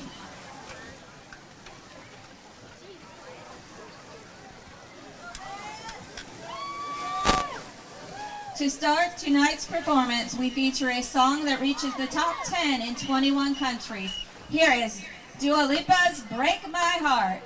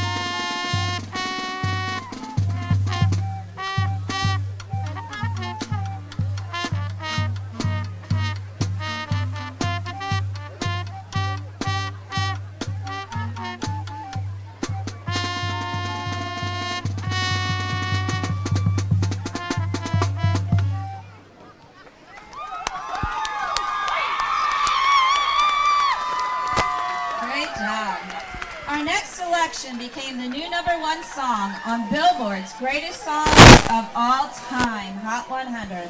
After its release, please enjoy Blinding Lights by The Weeknd.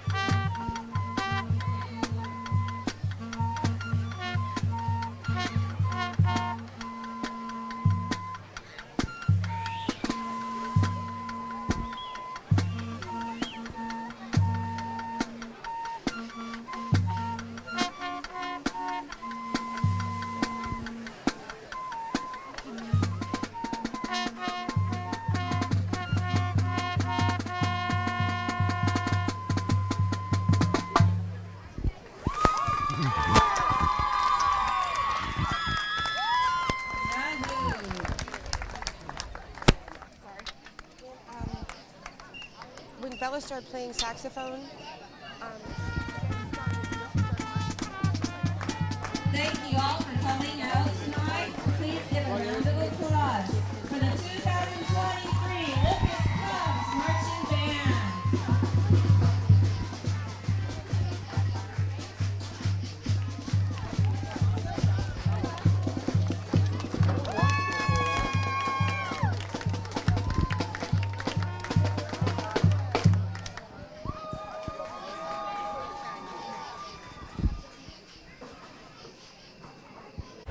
Are you ready for the comeback?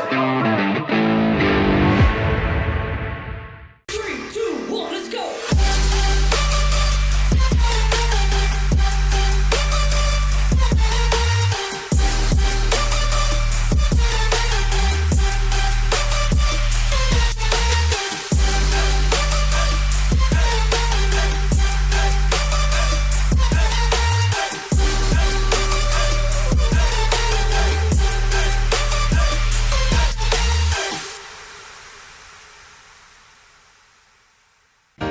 Welcome to Richland County's first artificial intelligence ATM.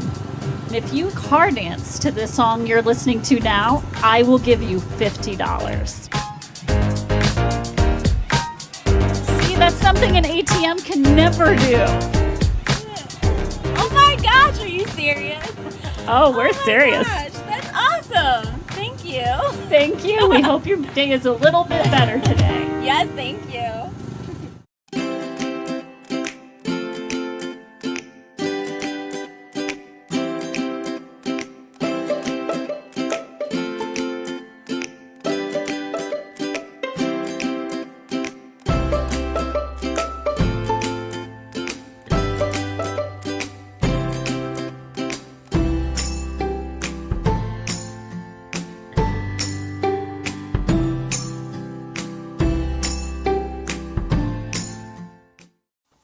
Take a look at all the action from Friday Night Football right here in North Central Ohio with great analysis, highlights, coach interviews, and so much more every single Friday night right here on the OH Report.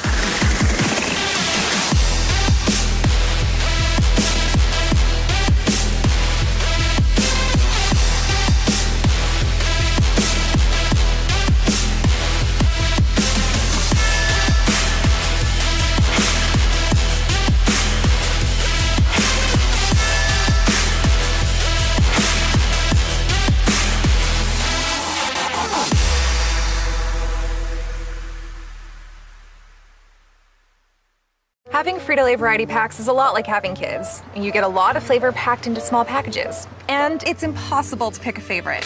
Whoa! Yeah, definitely impossible to pick a favorite. Frito Lay variety packs, packed with possibilities.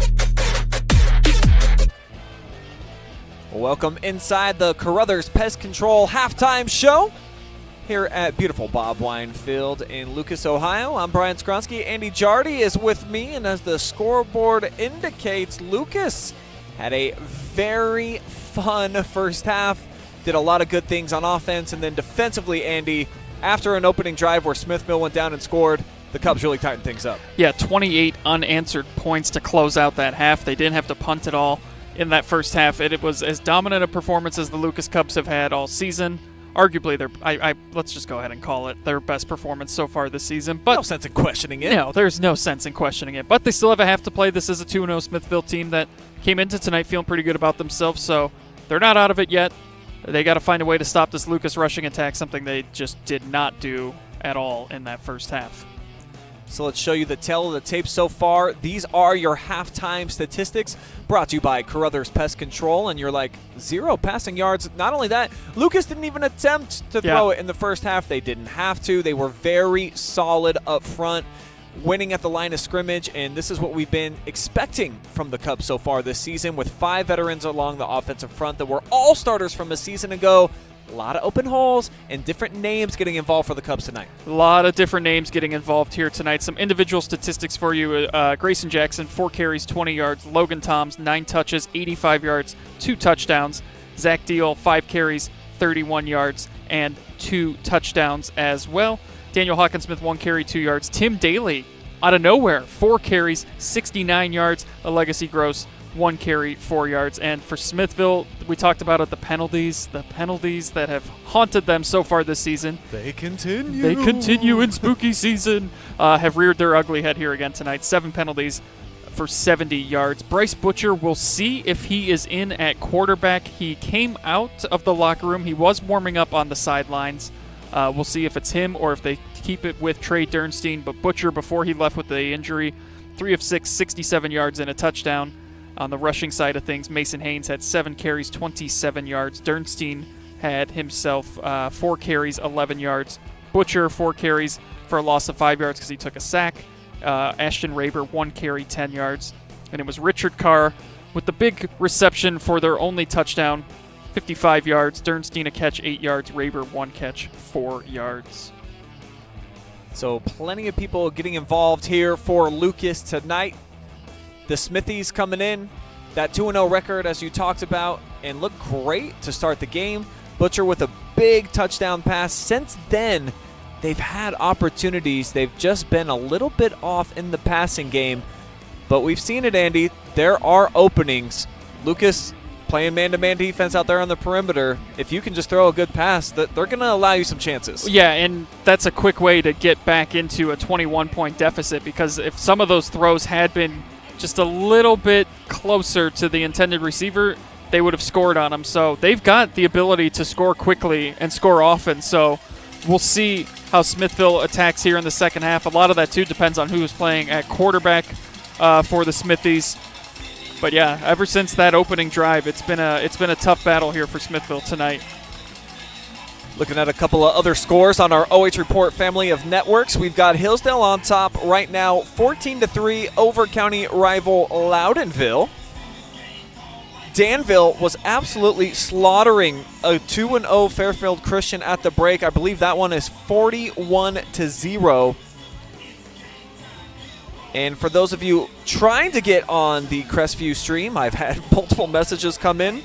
They were kicked off of the internet, but they are working on getting back online.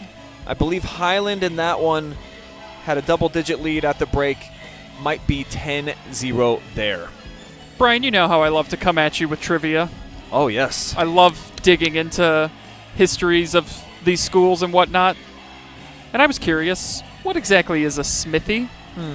And do you have any guesses as to how Smithville came across their name? Well, I know what a smith is, of course, a blacksmith, which is the mascot. So they're hammering stuff, they're shaping iron, they're tampering down on some things. But what is a smithy particular, and how did they get the name? It's got to come from the town, but how and why? Oh, you are so curious, Brian. I love it. So it was a nickname given to the school's teams by a sports editor for the Worcester Daily Record. Okay. Similar to how Cleveland's baseball team used to be the Naps. Just a nickname given to them by local media. Sometimes that's just how it unfolds, and that's how we got the Smithville Smithies. Now, do you know why they call them the Lucas Cubs? I'm going to guess they just went after... I actually don't know the origin story. I would guess just because it sounded good. I believe the origin of a cub is just a baby bear that's not completely grown up yet. These are high school kids still being formed. That is They went correct. with it. Okay. I don't know who coined the phrase Cubs. The more you know. And what we know is that football is back underway. Big kickoff here by Quinn Mailbach. And it goes out of bounds, so... This will be solid field position for Lucas. Second time on as many kickoffs that they'll start with it on the 35-yard line. On a home and kitchen supply. First down. Do want to say what's up to everybody out there watching in Facebook and YouTube land. Do drop us some comments, and I will jump on and I will read them on air sometime here in this third quarter. This is also Lucas trying to beat Smithville for the first time. 0-3 against them. And you want to talk about an 0-3. It's an ugly 0-3. They've played each other in 1984, 2004, and 2005, all in the regular season.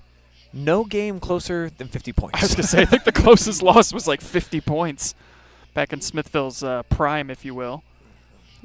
They definitely had some glory years, those early 2000s. Something their head coach knows all about. Phil Olson graduating from Smithville in 03. And he was on that 2002 team that went to the state championship game. And did we get a... Oh, this is going to go against Lucas. Let's see if we can identify who was on here on the TMS Plus digital marketing instant replay. Can't see from this angle. And now... And definitely there were two Smithy players that you see jump into the neutral zone, and that's what Scott Spittler is chatting right now about with the referees, is that if you, with the hard count, if someone jumps into the neutral zone and then you as an offensive lineman, if you move, that's the correct move. That's what you're supposed to do. And it looked like that's what happened on the right side of the Lucas line. That's why Coach Spittler, who loves blocking on the interior and just anything to do with offensive fronts, he's pretty frustrated about it. Yeah. Yeah, he was not happy. And that's what you love to see, because they're up 21, you know, everything has gone their way, but still a 5-yard penalty to Coach Spittler like that, he's just not having it. And I think Smithville is just really not having it. They're not having a good time tonight, because Logan Toms continues to just churn out yardage on the ground and make this a very now 3rd and short. It's the end of the run. Tom's always keeping those legs moving. Cubs are going to need about 4 more, though, to keep the chain gang on the move in the second half. Tom's now just under 100 yards. He's at 97. after 85 in the first half.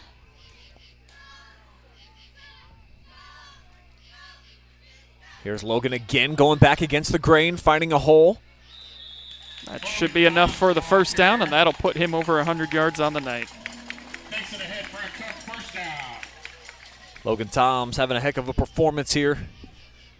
Almost 1,500 yards a season ago. I mean, Lucas is now basically just in cruise control with how they can go about the rest of this game. Their style of play has worked to perfection tonight. They're up big. They might not attempt a pass tonight, Brian. I would not be shocked if we see them not throw it once, because why would you? Up 3 scores. This is Lucas Cubs football to a T right here. Almost to a wing tee, if I had to say so. You may indeed.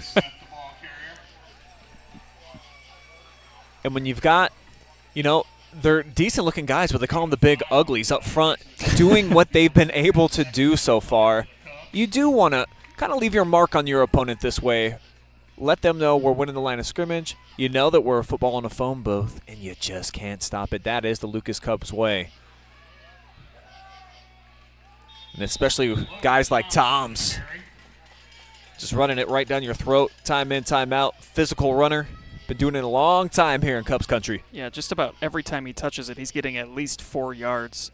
At least in the second half, that's how it's gone.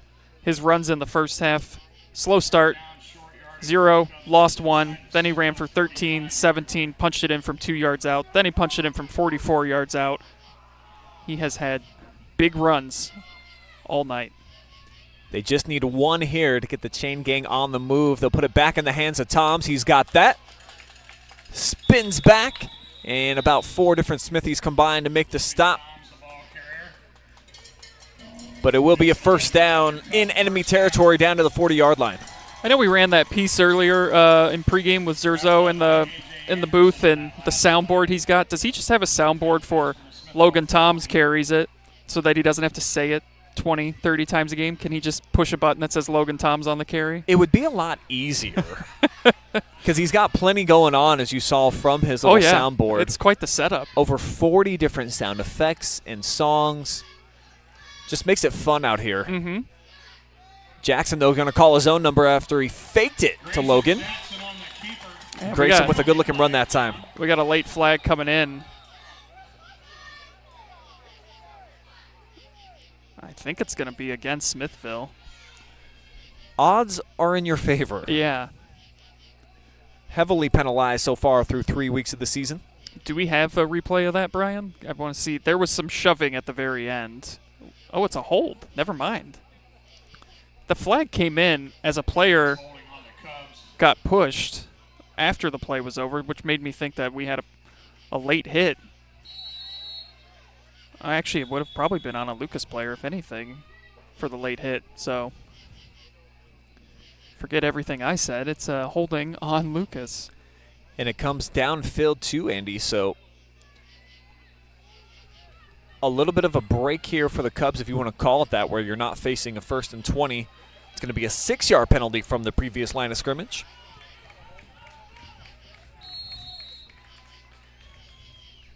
And I see we've got one of the most famous all-time Cubs chiming in, the spark plug, Zane Finley from Vegas, says Jackson with a big head of steam, and this engine roaring down the sideline, 40 yards for another Lucas touchdown. It's like the 4th of July here in Cub country. It sure is, Brian. After a penalty knocks him back, it's not a problem. Grayson Jackson, his best run of the season, 40 yards for the touchdown. And this Cubs offense keeps on rolling. 34, about to be 35 unanswered as Aiden Culler comes in for the point after. And, of course, the announcer jinx. I put the points on the board before they were there, Brian, and the kick is blocked, so it'll be 34-7. But Grayson Jackson going the distance as Lucas continues to thrive here at home. They lead now 34-7. comeback. Welcome to Richland County's first artificial intelligence ATM. If you car dance to this song you're listening to now, I will give you $50.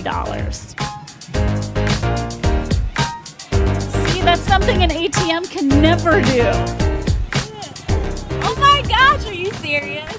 Oh, we're serious. Gosh, that's awesome. Thank you. Thank you. We hope your day is a little bit better today. Yes, thank you.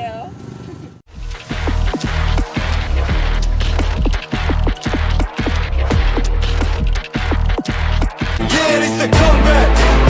Are you ready for the comeback? So Grayson Jackson gets in on the scoring column. His first trip into the end zone so far this season. Lucas has had plenty of them, though, as a unit tonight. The offense, with the exception of the end of the first half, short time, has not been stopped here tonight. 34-7. And the Smithies definitely got to start finding some answers here on the other end. See if they can get a big kickoff return. They will not. Great coverage. And it's going to be a long field again here for the Smithies. We'll see now who comes in at quarterback, if it is Butcher or if it will be Dernstein. Looks like Butcher's going to gut it out. Butcher, that's good to see. But we'll see how much it impacts the passing game. And what we believe was a shoulder-type injury.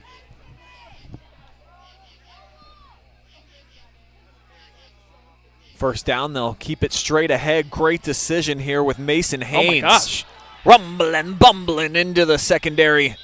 He's got about 15 yards. And look at this. Looks like he's bottled up. Nope. Boom. Nope. Second, third, fourth guy get a shot at him. Finally, Tom's able to wrestle him back. But that's about the most physical run that we've seen tonight from Mason. And that's what you want to see if you're a Smithville fan. I mean, this game has gotten out of hand. They're down big, but Mason Haynes is still running hard, trying to pick up every yard he can. There's no quit in these Smithies. Come out shotgun formation right back into the hands of Haynes. This time Mason trucks forward out to around the 39-yard line. I'll say a gain of 4. Haynes, 7 carries, 27 yards in that first half. Kathy Grover, a very happy birthday tomorrow. Like everyone else for Smithville, he had a great opening drive. Runs of 4, 6, 8. Butcher looking to go to the sky, getting chased down on loads. Nice coverage on the play that time. It's going to be broken up, reaching in. Tim Daly. Tim Daly's having himself a ball game tonight. Came in tonight without a single rushing attempt. He's got 4 carries, 69 yards tonight, and he breaks up that play there on the defensive side of things. And anytime you hear that purge horn, that means third down here at Bob Wine Fields. Not a lot of success for the Smithies on third down in that first half. No, they picked up 3 on the opening drive and then didn't get a first down until late in the second half. And it was aided by a penalty. Butcher rolls near side, pressure comes, he lobs going deep, got a man, and just a little bit underthrown trying to connect with Richard Carr. They did it earlier, not this time. It's fourth down. Another look, you see the pressure coming from the backside. That's Groats off the blitz. And a little bit handsy there, but Daly, nice coverage on the play. And Carr coming up a little lame there, hobbling off to the sidelines. And it looked like it happened after the play. I was watching. He was coming off the field fine, and then all of a sudden started to limp a bit. But you can see, Brian, like Smithville has the ability to score quickly. They're just not connecting on these throws downfield. They're just a little bit off. Well, let's see who's on, meaning online out here in the Facebook chat. So we've got Terry Mock Cox cheering on Grayson on that last big run. Travis Bard says Coach Spittler has a great football program every single year. Doug Shasky cheering on the Cubs tonight. Scores from around the area. Third quarter, Bellevue 29, Shelby 20. I'm hearing some scores from around the area. We'll relay these to you. Bellevue leads Shelby right now 29-20. We've got Justin Wilson on location tonight. One of the longest running rivalries in the state. And they just said Hillsdale leads Loudonville 14-3 at halftime. Any win for Hillsdale benefits, of course, the Cubs. What? What a cutback here. How did that even... I'm going to have to see the replay, Brian. I watched it in real time with my own eyes, but I didn't quite believe what I saw, and I want a second look because this was... You thought it was Cubs pinball because clink, clink, clink, clink, clink, bonus points. And then gets by the flipper there as he goes down. 8-yard pickup. And I did not think we would be in this situation, Brian, but if Lucas finds the end zone on this drive, we have a running clock situation. Inside give is going to be Toms again following his blockers. Now Logan burst into the outside. Enough for the first down, and Toms definitely having a big-time performance here tonight in front of the home fans. They just can't bring him down. And the holes that he's getting the opportunity to run through have been impressive as Lucas has just imposed their will up front tonight. And, I mean, they're playing a team 2 divisions up, Brian. We saw them play Clear Fork tough, D4, as they're going to have to move back 5 yards here on a false start. But we had one of the comments say about Coach Spittler and the program Lucas has here, and it continues. No matter how many times I come and watch them or see their scores or how deep of a playoff run they make, it shouldn't shock me anymore, but it always does because you just think at some point that D7 program, they're not going to have the right kids or whatever, but they do it every single year. It's impressive. And it's the way they practice, too, to put themselves in a successful position where the games are easy, I think, for Lucas. Yeah. When they're so physical across the street here at the practice field. Jackson that time faked it to deal. He's probably wishing he didn't fake it because he paid the price for it. That he did. Yeah, tackled rudely on the play, and you see you got to read this thing, but, man, where would you even go even if he hands it off? Haynes probably going to have fresh meat on the outside with Zach.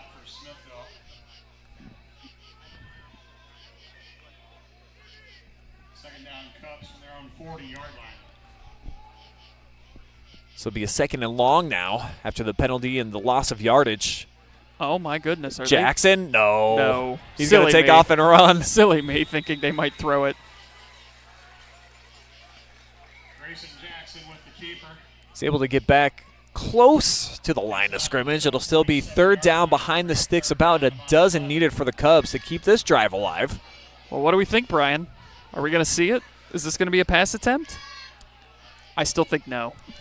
Lucas, in these situations, close to midfield, sometimes we'll look at this as a 2-down type of thing, where if you can pick up 6, 7, maybe even more here on third down, you try to go for it on the fourth down conversion. Toms with a stutter step is able to get right about 5.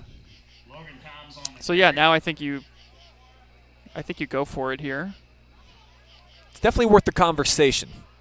Your offense has yet to be stopped. Toms especially has found a groove, and look at all the offensive linemen looking over to the sideline and telling Coach Spitt, keep us out here. Yeah. We'll make it happen. If anything, you might see them try and get Smithville to jump off sides, which they did multiple times in that first half, and then you make this a 4th and 1. Nope, they're just going to go at it. It's going to be Jackson with a nice fake to the outside. Here's Grayson Jackson with a big burst. Second level and knocked down, but not until he gets to the 12-yard line. Jackson with another huge run. There is a penalty flag down, though.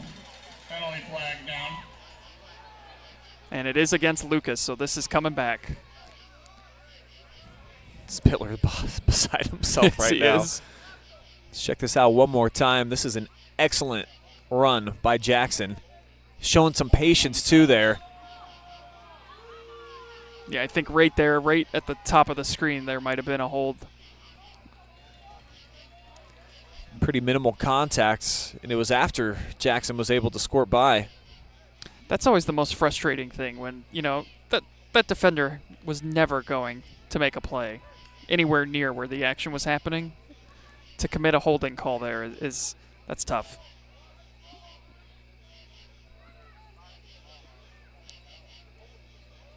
So they actually will pick up a few yards for this 4th down attempt, Brian, because it was 4th and 6 when they were going to go for this. It will now be 4th and 4 with the holding happening downfield. So it could have been a whole lot more for Jackson in this offense.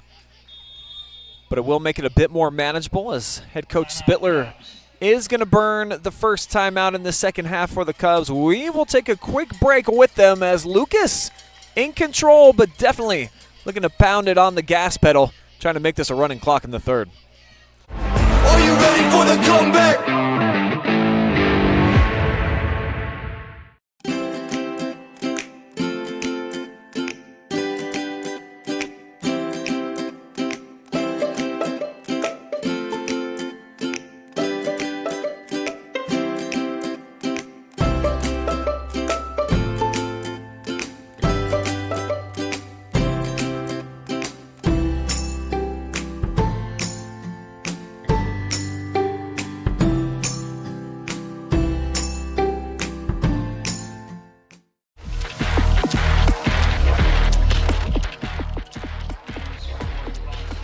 Tonight's action brought to you live and free thanks to Ohio Valley Manufacturing. Heavy gauge stamping and precision blanking services, and they are hiring now. Bob & Bob Door Company. Entry doors, storm doors, garage doors, and openers. Bob & Bob has been providing fast, friendly, and reliable service for over 51 years in our area. Carothers Pest Control. Got a pest? Call the best. 419-314-3214. This is 4th down, and it's Jackson again getting slippery as he gets down to the 30-yard line. First down for the Cubs. Grayson Jackson just would not be denied that first down on the 4th down. He tried it, had it the first time. A holding call brought it back, but he was not going to be denied a second time as he picks up 16 on the ground. Keeps the sticks moving, the chains, the clock moving. Life is good if you're a Cubs fan. It's good this week if you're a Cubs fan. They've had as rough of a first 2 weeks to a season as you can have. And I think they're taking out some frustrations here tonight because they feel like they should be 2-0. Zach Dill joining the rushing party as he's reaching towards first down yardage. Going to be a little bit shy. But another quality rush here for Lucas. Looks like we got an injured Smithy. I think that might be Durstein. Was able to basically make that tackle, went downstairs. Might have got stepped on. Actually, it looks like it's going to be a cramping situation. As it'll be second down and short, we'll take one last look at the previous play. Slow it down here on the contact. Durstein does make the tackle. And you can see he goes out of frame right there. But yeah, like you said, with the way they're stretching him out right now, it looks to be a cramp. It was a warm evening at kickoff. Certainly once that sun goes down, totally different story. Sweater weather.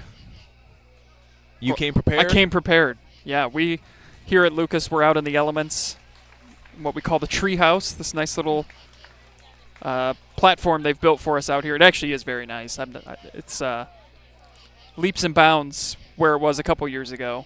Yes, from the scaffolding and the ladder that was bungee tied on there to what Taylor Eisman and the shop has built for us out here. We can't say enough about just accommodating us. They built this for us. They sure did. We got this nice little light thing for us to be able to read our papers, our promos, our stats.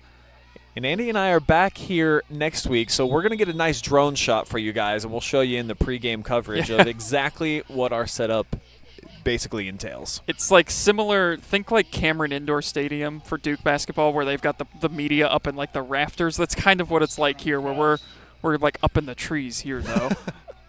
I mean, I've had caterpillars crawling on us here tonight. Certainly there's going to be some creepy crawlies and some flying, some winged pests coming through. That's why, you might have to call Carothers if you you're beat me us to back it, here. Brian.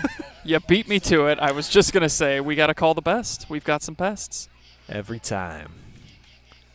I'm curious, and we'll get into this here after Logan Toms does Logan Toms things here. Where do we see more wildlife? Because we've been to Clear Fork multiple times, and you get some interesting creatures that come flying into that press box, too. Both are some of the most beautiful places to watch a football game. Certainly. And then the one drawback to that is you get a lot of wildlife that likes to show up. Yeah, after this 3rd down and 2 play, I'll have our camera lady pan over. It's tough to tell maybe in the darkness, but there's roosters roosting. There's sheep right across the road getting ready to fleece for the season. Cows certainly in an abundance out here. And then there's these big hog mollies up front. And then these fast dudes, Logan Toms. Oh, my. Ridiculous run. Definitely enough for a home and kitchen supply first down and some extracurricular after the play. Flags come in. But, Jory, if you can get like a super wide shot, kind of panning over here by the Lucas Stadium scoreboard, as this penalty is going to go against Lucas. Right back behind those goalposts, Andy, is where we saw some roosters, some chickens, some sheep, and certainly a lot of cows, as I talked about. And the Cubs practice field is just to the right of that, over the other side of the street, as this actually is going to go against Smithville. Let's take a look here at this last run. And, man, this was spectacular. I actually Toms. I actually thought he didn't need to do the second spin back, like right here. Just keep going straight. But he made that cutback. I actually thought he would have been able to maybe win that foot race with Carr. But it is going to be first and goal. Believe they're right at like the 6-7 yard line. 9. Yeah, they're at the 9. So no first downs for the Cubs remaining on this drive, as Jackson trying to find some space. And it's clogged up on the interior there, so the anvil laid by the Smiths. I see what you did there. I wrote down a couple of fun words over here for the Smithies. I haven't been using them. I got to get back to this in the 4th quarter. I'm going to turn up the heat. And is that Grayson that's a little slow to get up right now? Someone is down in that. They'll have the next 60 seconds to get it together as we head to money time. And it's the Cubs with a 34-7 advantage. Looking for more when we come back.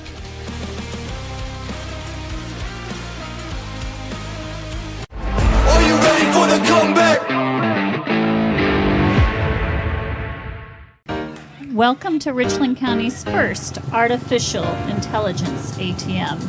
And if you car dance to this song you're listening to now, I will give you $50. See, that's something an ATM can never do. Oh my gosh, are you serious?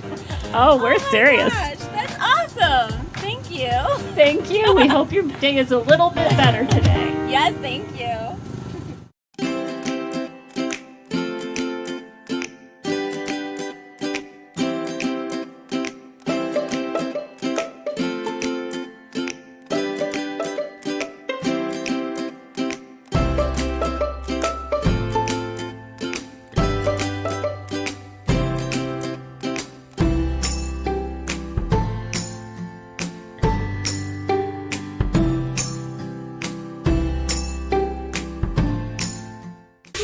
The comeback. Are you ready for the comeback? It is money time here at Bob Wine Field. 4th quarter action just about set to begin. Lucas getting a late trot over to the other end where the Smithies are awaiting them, and they've got a 2nd and goal situation on the way already with a commanding lead. I'm Brian. Andy Jardy is with me here tonight And I think this is the style and the execution the Cubs fans have been waiting for all season so far. A couple of tough, narrow losses for them. Things are really rolling. The home cooking tastes so sweet. It sure does. They look like they have been amped up to play here for their home opener. Didn't let the 7-0 deficit do anything to them as they look to make it a running clock here if they find a way to get into the end zone. And that's Tom's, just a direct snap.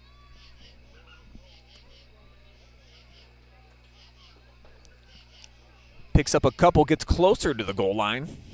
3rd down now for the Lucas O. Certainly 2-down territory in here. And a running clock with a successful touchdown. Tom's again in a signal caller, and he'll take it, sweep to the right. Dives in, touchdown, Lucas Toms again. Tasting Pater with the aerial display. I was curious to see if any fans would throw their hats onto the field because that is a hat trick. His 3rd touchdown of the night. Dives in and puts us in a running clock situation. And always like it's Independence Day in Cubs country on a score.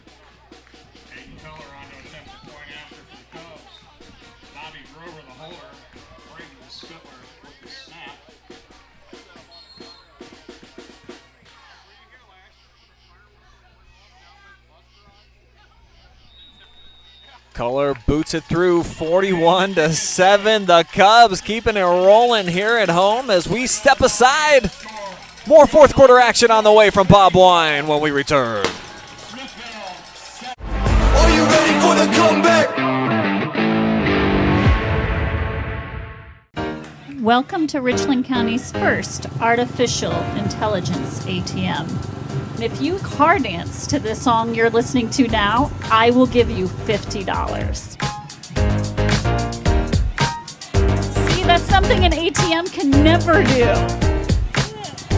Oh my gosh, are you serious? Oh, we're serious. Gosh, that's awesome. Thank you. Thank you. We hope your day is a little bit better today. Yes, thank you.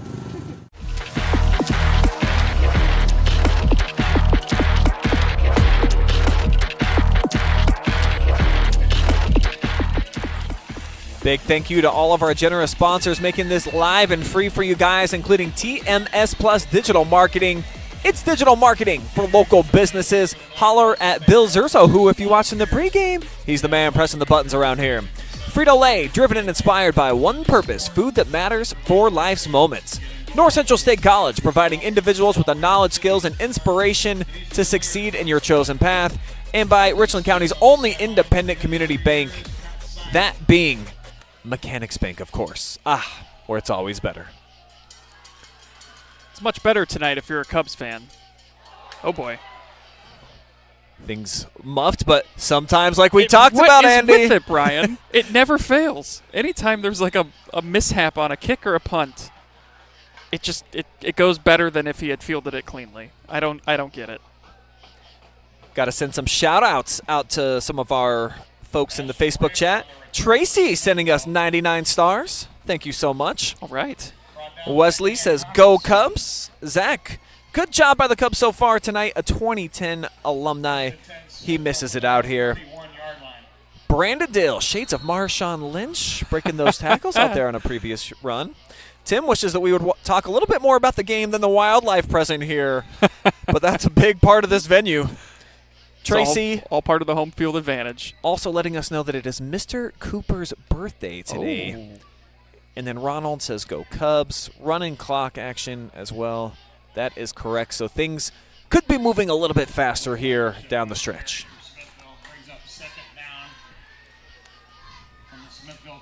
2-yard gain for the Smithies here to open up this drive. That was Will Blankenship, his first carry. I got to say, definitely cool that we got Bryce Butcher back out here. Yeah.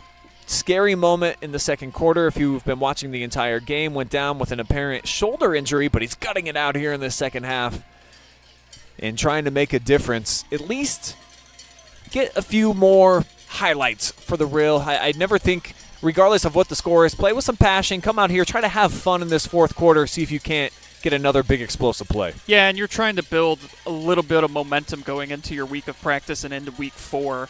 If you can find some success, leave here with a little bit better of a taste in your mouth than what transpired previous 3 quarters. And just how much pride do you have left, too? That's one thing you want to see, too. Nice job of finishing that run right there for a first down. And we're seeing a couple different Smithies now get some action here tonight. This is Beery, his second carry. He took it on the play right before that for no gain, but we've seen him get a carry. Blankenship now a carry on this drive. Went right at Stephen Irby. Was able to finish off the tackle, but not before Smithy's first down, a rare one here since that opening quarter drive. And they'll give it to him yet again. Here comes the junior back, Beery. Pushing it to the outside. Gain of a few. But definitely, you like seeing the churning legs and getting through the arm tackles. And this is good, too, to get some other kids some touches in a game that is well out of hand. You probably this might be their final possession with the running clock situation. So you try and get some other kids some experience. Goes a long way in building your program.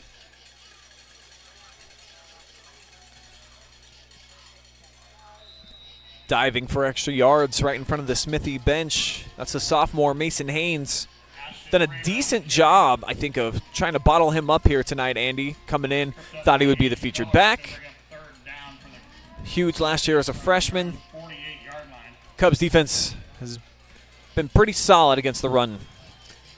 Yeah, they did a good job keeping Haynes in check tonight. I believe that was actually Raber on the carry. I don't think Haynes has been out there for this series. They'll run it again, far side, a little bit of a crease. Shuttling through there is Beery. Not enough, though, to move the sticks.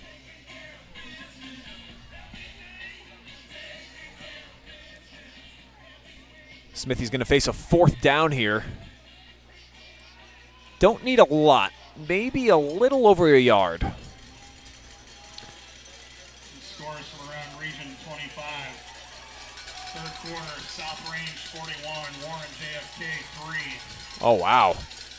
Just heard South Range destroying Warren JFK, who represented Region 25 in the state Final Four a season ago and is a perennial powerhouse in the state for D7.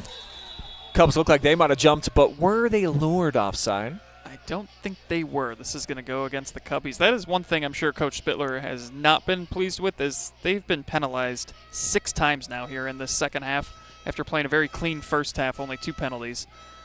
They've had a couple here that I'm sure have not sat well with him. One for sure he didn't feel like was a penalty on his team. So it goes down as a home and kitchen supply first down. As the Cubs, a little bit undisciplined there. Trying to get off the ball first. That's tough on those fourth downs, but you never want to give a freebie. As from the gun, a little shovel pass here. And this is Raber.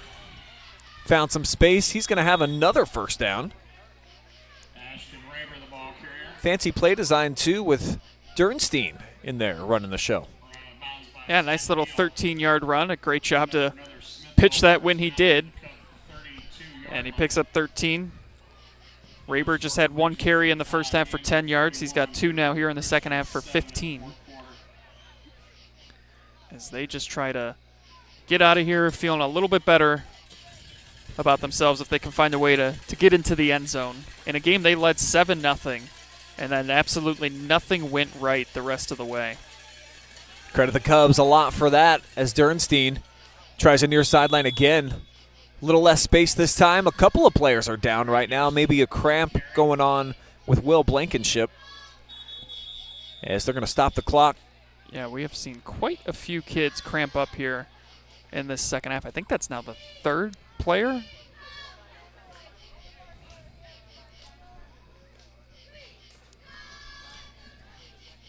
See my old friend Caitlin Fraley tuning in, a educator here in the Lucas District. Gotta like what she's seeing with a 41-7 differential.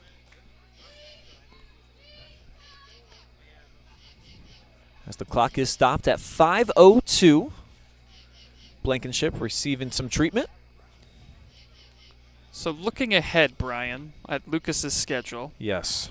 Next week, home again against Warrensville Heights. They'll be playing up a couple divisions again. That's D4, Region 13. Warrensville Heights 0-2 so far on the season. Then they hit the road for 2 very interesting games at Crestview, at Monroeville. 3 road games, excuse me. Then they go to Lima Central Catholic, and then they come home. They'll be home all October. Plymouth, Fort Loramie, and Arlington. So spooky season's got the Cubs playing here. And sometimes that can be a terror for the opponents coming in. It's definitely a haunted place for many visitors. See, we've got a final in Region 25. Danville, a 42-7 winner. And they've got 3 consecutive blowout wins to start the season. Danville could be the team to beat this season.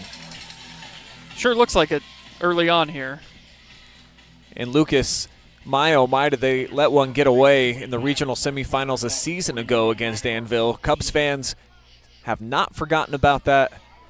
I forget what the exact was, but it was 3 touchdowns in like 5 minutes by the Blue Devils at the end of that game. Ooh. Absolutely nuts. Yeah. This is, I'll get to it here after this third down play. They'll need 11, and it's fumbled, scooped up quickly, though, by Raber. We got a flag coming in. Cubs were all over it.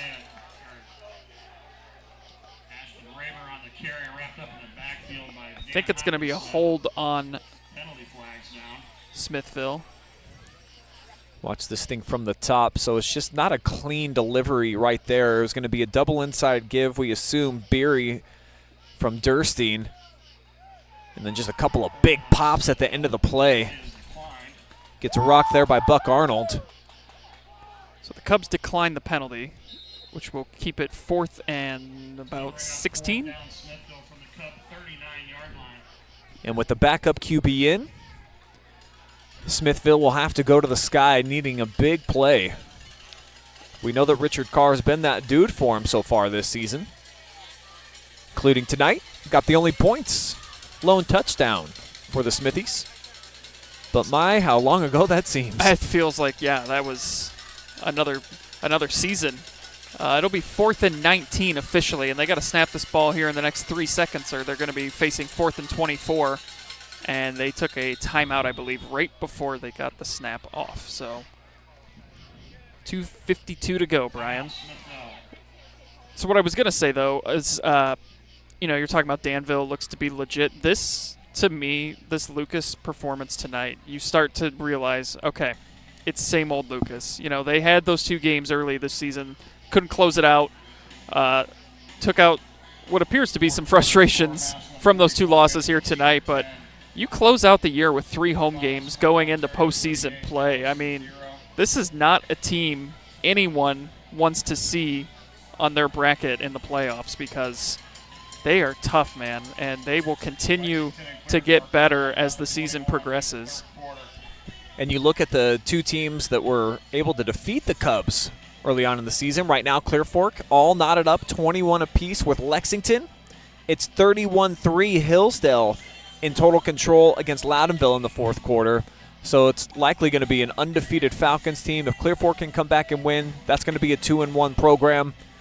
So no slouches on the Cubs schedule, and they never do that. Scott Spittler is willing to play any place, anytime, anywhere. The 2020 season put that in full focus where they played 0 home games. Yeah. They went everywhere. Every corner of the state, and pretty much won every place they went. As we'll get another flag. This is a false start, and it'll back them up. And fresh out of the timeout. Got to be frustrating for Coach Olson and company.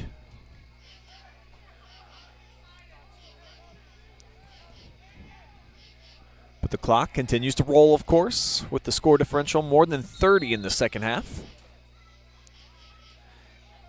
And I will open things up to start taking some comments here about who should be our Bob and Bob Door Company MVP. I think I love what we saw from Jackson, a bit of a bounce-back game. We learned some new names today with Daly getting in the fold.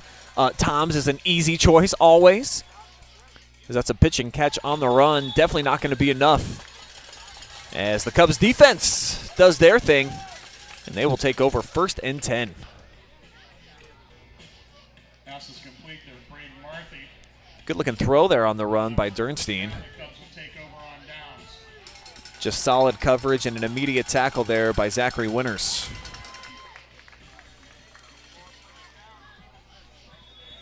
And I'm pretty sure, Brian, that was their first completion since that opening drive. Because Butcher was 3 of 6, and he completed 3 passes on that opening drive. The 55-yard touchdown was his 3rd completion. And that was it, huh? That was it. They didn't complete a pass until that one right there. Again, just a reminder, the JV Cubs football team will be in action tomorrow And, morning. yeah, you're talking about the MVP of the night. I know he doesn't have the stats to necessarily back up the MVP performance, but I don't think you can state how important Tim Daly's runs were when they happened, because it just gives them another option in that backfield. And he picked up just under 70 yards on 4 carries in that first half, and I tell you, if he starts to get more carries back there and can pick up yards and take some of that pressure off Toms and Jackson and Deal, look out. I mean, well, how about this comment by Zach Allmendinger? Nothing is better than a Friday night Lucas Cubs win. Good way to start the weekend. Let's hope Ohio State does it tomorrow now. I bring that up, Andy, because I'm worried. A little worried for the Buckeyes going on the road in week 1. Indiana always plays them tough. It's at Indiana. You've got a new quarterback or quarterbacks on the road. We'll see. Ohio State makes me nervous this year. They got a lot of tough games on the road. I hate to be a downer on them, but I got a bad feeling about this season, and I hope to God I'm wrong about it, but that's why we watch. That's why we tune in. To put things in perspective, folks, Andy had the Cubs as a 6.5-point underdog Stop it. tonight Stop on it. the Jardy lines. There's no such thing. I feel like there is a thing. Oh, it is not. So how do you feel on the Buckeyes tomorrow? Do you put them more at even money versus they're probably going to be a couple touchdown favorite, I would presume. 30.5-point favorites 30. tomorrow. I That's didn't know a it was lot. that big. That's a lot to cover in conference on the road, but they've got all the talent, man. Cubs seem to have a pretty loaded backfield variety now too tonight, as you see. That's Gross with another carry. So him, along with Daly. Jackson ran great tonight. It's been just a solid rushing effort for the Cubs. But, man, as hard as Tom's ran, he might feel like we're disrespecting him if he doesn't get the MVP. Oh, I think you've got to give it to him. I mean, doesn't he? He's the only guy tonight that finished with 3 touchdowns. I mean, it came down to was it him and Deal? It was who was going to get that 3rd touchdown to complete the hat trick, and this is as dominating of a performance as you're going to see, folks. And the Cubs showing their appreciation to the fans here on this home opener. What a win, Brian. Definitely not going to be 0-3 for the first time in a decade as they get win number 1 on the season, and the home fans here have been up on their feet for most of it, really enjoying what they saw. Stick around for the Carothers Pest Control postgame show that includes an interview with our Bob and Bob Door Company MVP. Drop us a comment. Let us know who you think should join us. We'll have all that and more on the other side of the break. Keep it here. It's live and free, and it's exclusively on the OH Report.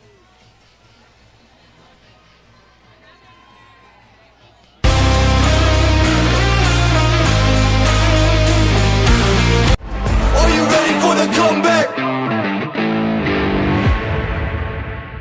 3, 2, 1, let's go!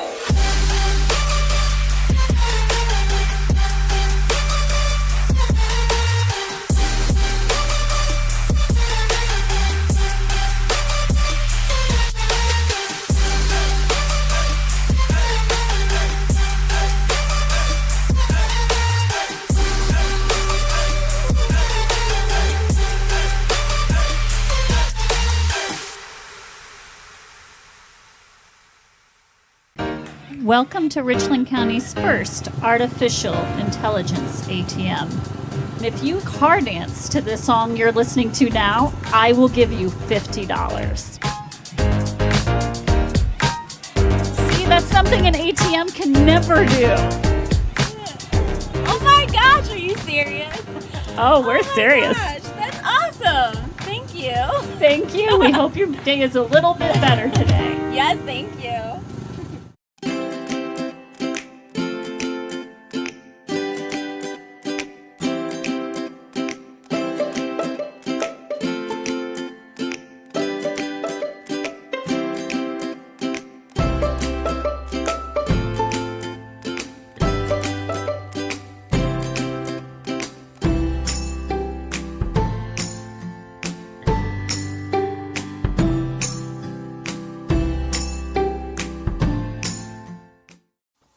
Take a look at all the action from Friday Night Football right here in North Central Ohio with great analysis, highlights, coach interviews, and so much more every single Friday night right here on the OH Report.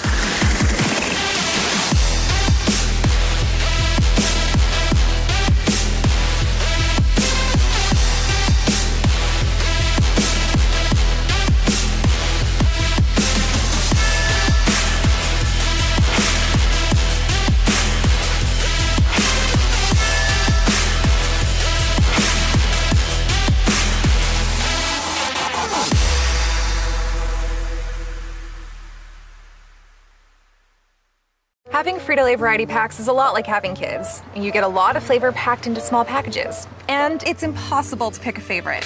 Whoa! Yeah, definitely impossible to pick a favorite. Frito Lay variety packs, packed with possibilities.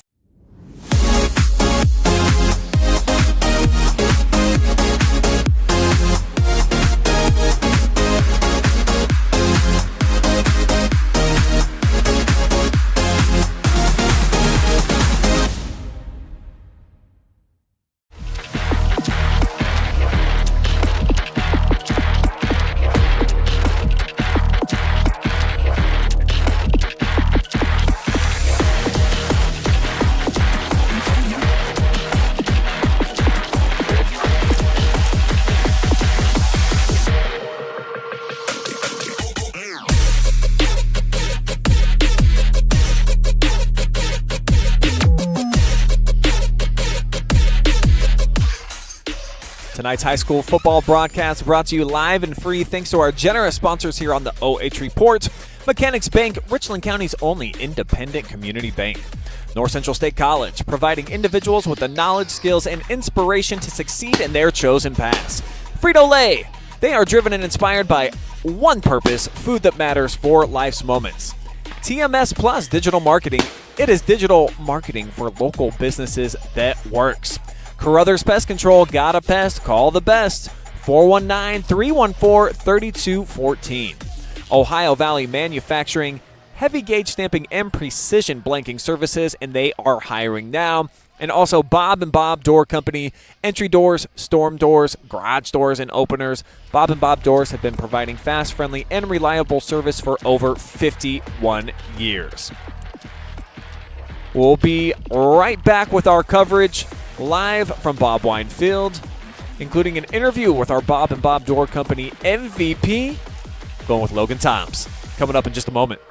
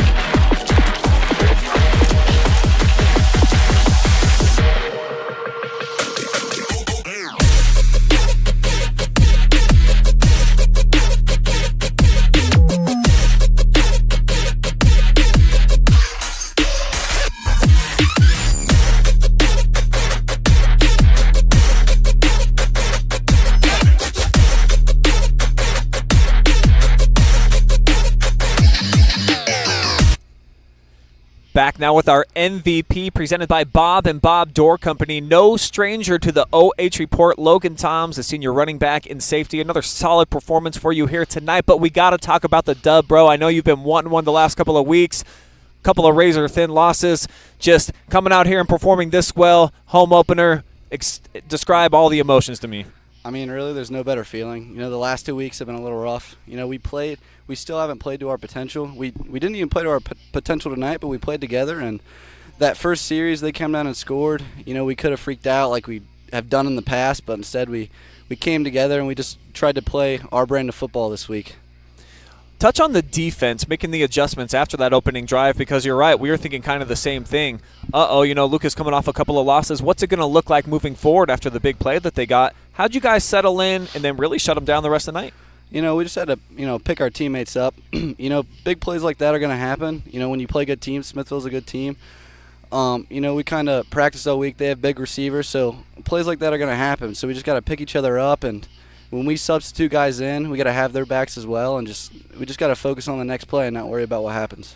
You were awesome in the run game tonight. You really had some fun runs. You were spinning off of guys. You were trucking dudes over. So to have just an overall night like that where every time you touch it, there's big play potential. What is that feeling like for you when you know that they're calling your name in the huddle, just knowing that, hey, anytime I touch it, could be big? I mean, it feels awesome, but obviously credit to O-line, quarterbacks, H-backs, everybody on our offense is blocking, so credit to everyone.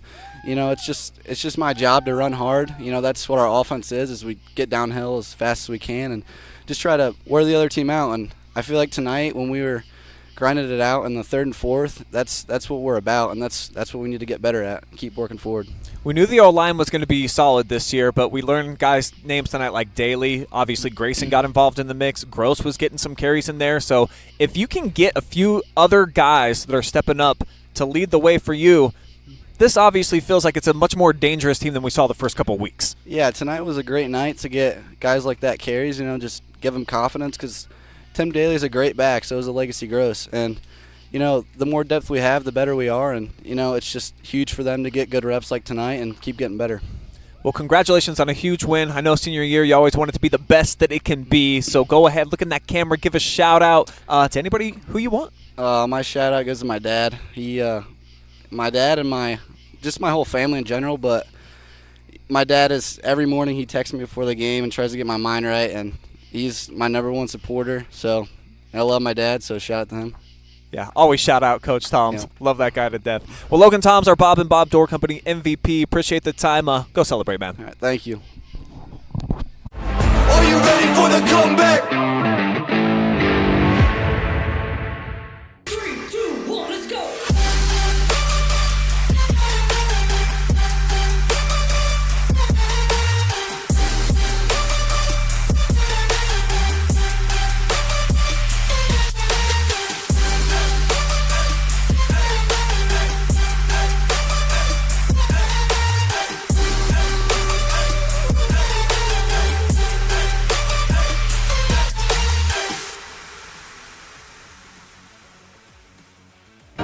Welcome to Richland County's first artificial intelligence ATM. If you car dance to the song you're listening to now, I will give you $50. See, that's something an ATM can never do. Oh my gosh, are you serious? Oh, we're serious. Gosh, that's awesome. Thank you. Thank you. We hope your day is a little bit better today. Yes, thank you.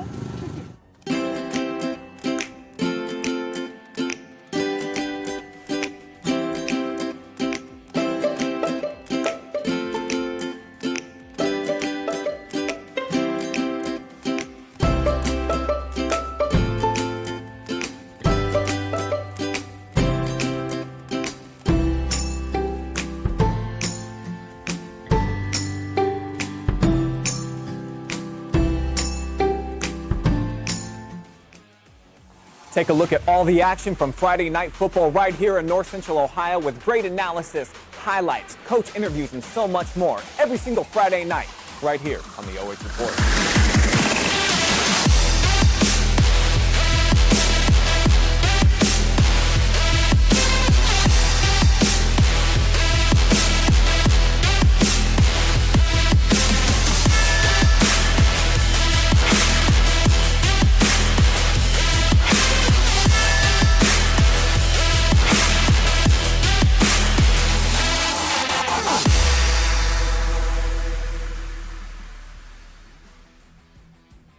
Having Frito Lay variety packs is a lot like having kids. You get a lot of flavor packed into small packages, and it's impossible to pick a favorite. Whoa! Yeah, definitely impossible to pick a favorite. Frito Lay variety packs, packed with possibilities.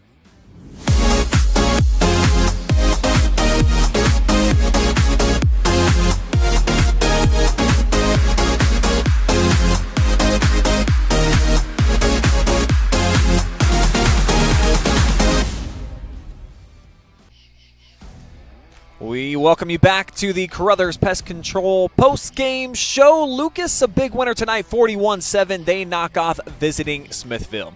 Andy Jardy alongside Brian Skowronski here, and great night if you're a Cubs fan. For Smithville, you come in, it looks great early, and then Lucas eases into the night. So I think for both sides, it's kind of tough to get a gauge on this one. Lucas, by far their best performance of the season. The Smithies looked great for a couple of weeks, so I don't 100% know what to make out of this moving forward, but I know Lucas feels real good. Yeah, I think the only thing we can draw from this going forward is that Lucas is the same old Lucas. I mean, they had 2 single-digit losses, 2 games they easily could have been on the right side of and won, and tonight was more of the Lucas we're accustomed to, a dominating performance, churning out almost 400 yards on the ground. Didn't throw a single pass tonight, didn't even attempt one. The penalties are something they're going to need to clean up. Their second half was much worse than the first half, but Smithville was kind of their own worst enemy a lot tonight. 10 penalties, 105 yards, and just a couple throws downfield that, had they connected on, this might have been a different game, but they just had no answer for Lucas's rushing attack tonight. Yeah, our anticipation is that we were going to get a pretty tight game, probably come down to the final score or something, and it looked early like that was going to be the case, but then the Cubs offense just kept the foot on the accelerator. They scored not once, not twice, 3, 4 times in the first half, couldn't be stopped, and then in the second half, after they got the running clock, did kind of take their foot off the gas pedal, but man, the 355 rushing yards, this is what we expected from the team with all 5 starters coming back on that front. Logan Tom's in the backfield, and we learned a couple other guys' names. I think that this is going to be closer to what you see moving forward than what we saw in weeks 1 and 2. Yeah, and Tim Daly, 4 carries, 69 yards tonight. A legacy Gross only had the 1 carry for 4 yards. Hawkins Smith, 2 carries, 7 yards. Zach Deal, 6 carries, 40 yards, 2 touchdowns. Logan Toms, as we had as our MVP, 21 carries, 153, 3 touchdowns. And Grayson Jackson, 9 carries, 82 yards, and a touchdown for the Cubs as they just ran at will against Smithville tonight, and I was surprised. I was surprised to see them as successful. It just looked so easy for them tonight. Everything looked difficult for them those first 2 weeks of the season, and tonight that just was not the case. So the Cubs have certainly made some corrections, feeling real good about themselves under this full moon tonight at Bob Wine. Spooky season getting in full effect. It is September now, so I know that people, definitely at my household, I got back from a 4-day trip. I roll in, it looks like a haunted mansion inside of my crib, minus the mansion part, but definitely a lot of stuff going out there as 'tis the time of year. We got to thank everybody for watching here tonight. Big shout out to our sponsors as always, and for our amazing crew bringing you live and free action like we always do. For Jory Hollenbeck and Andy Jardy, I am Brian Skowronski saying thank you guys for watching, and we will see you, well, right back here next Friday night at Lucas. But in the meantime, how about the Friday Night Picks In coming up at 11:30? All that and more on the OH Report. Keep it locked in all the time. See you guys.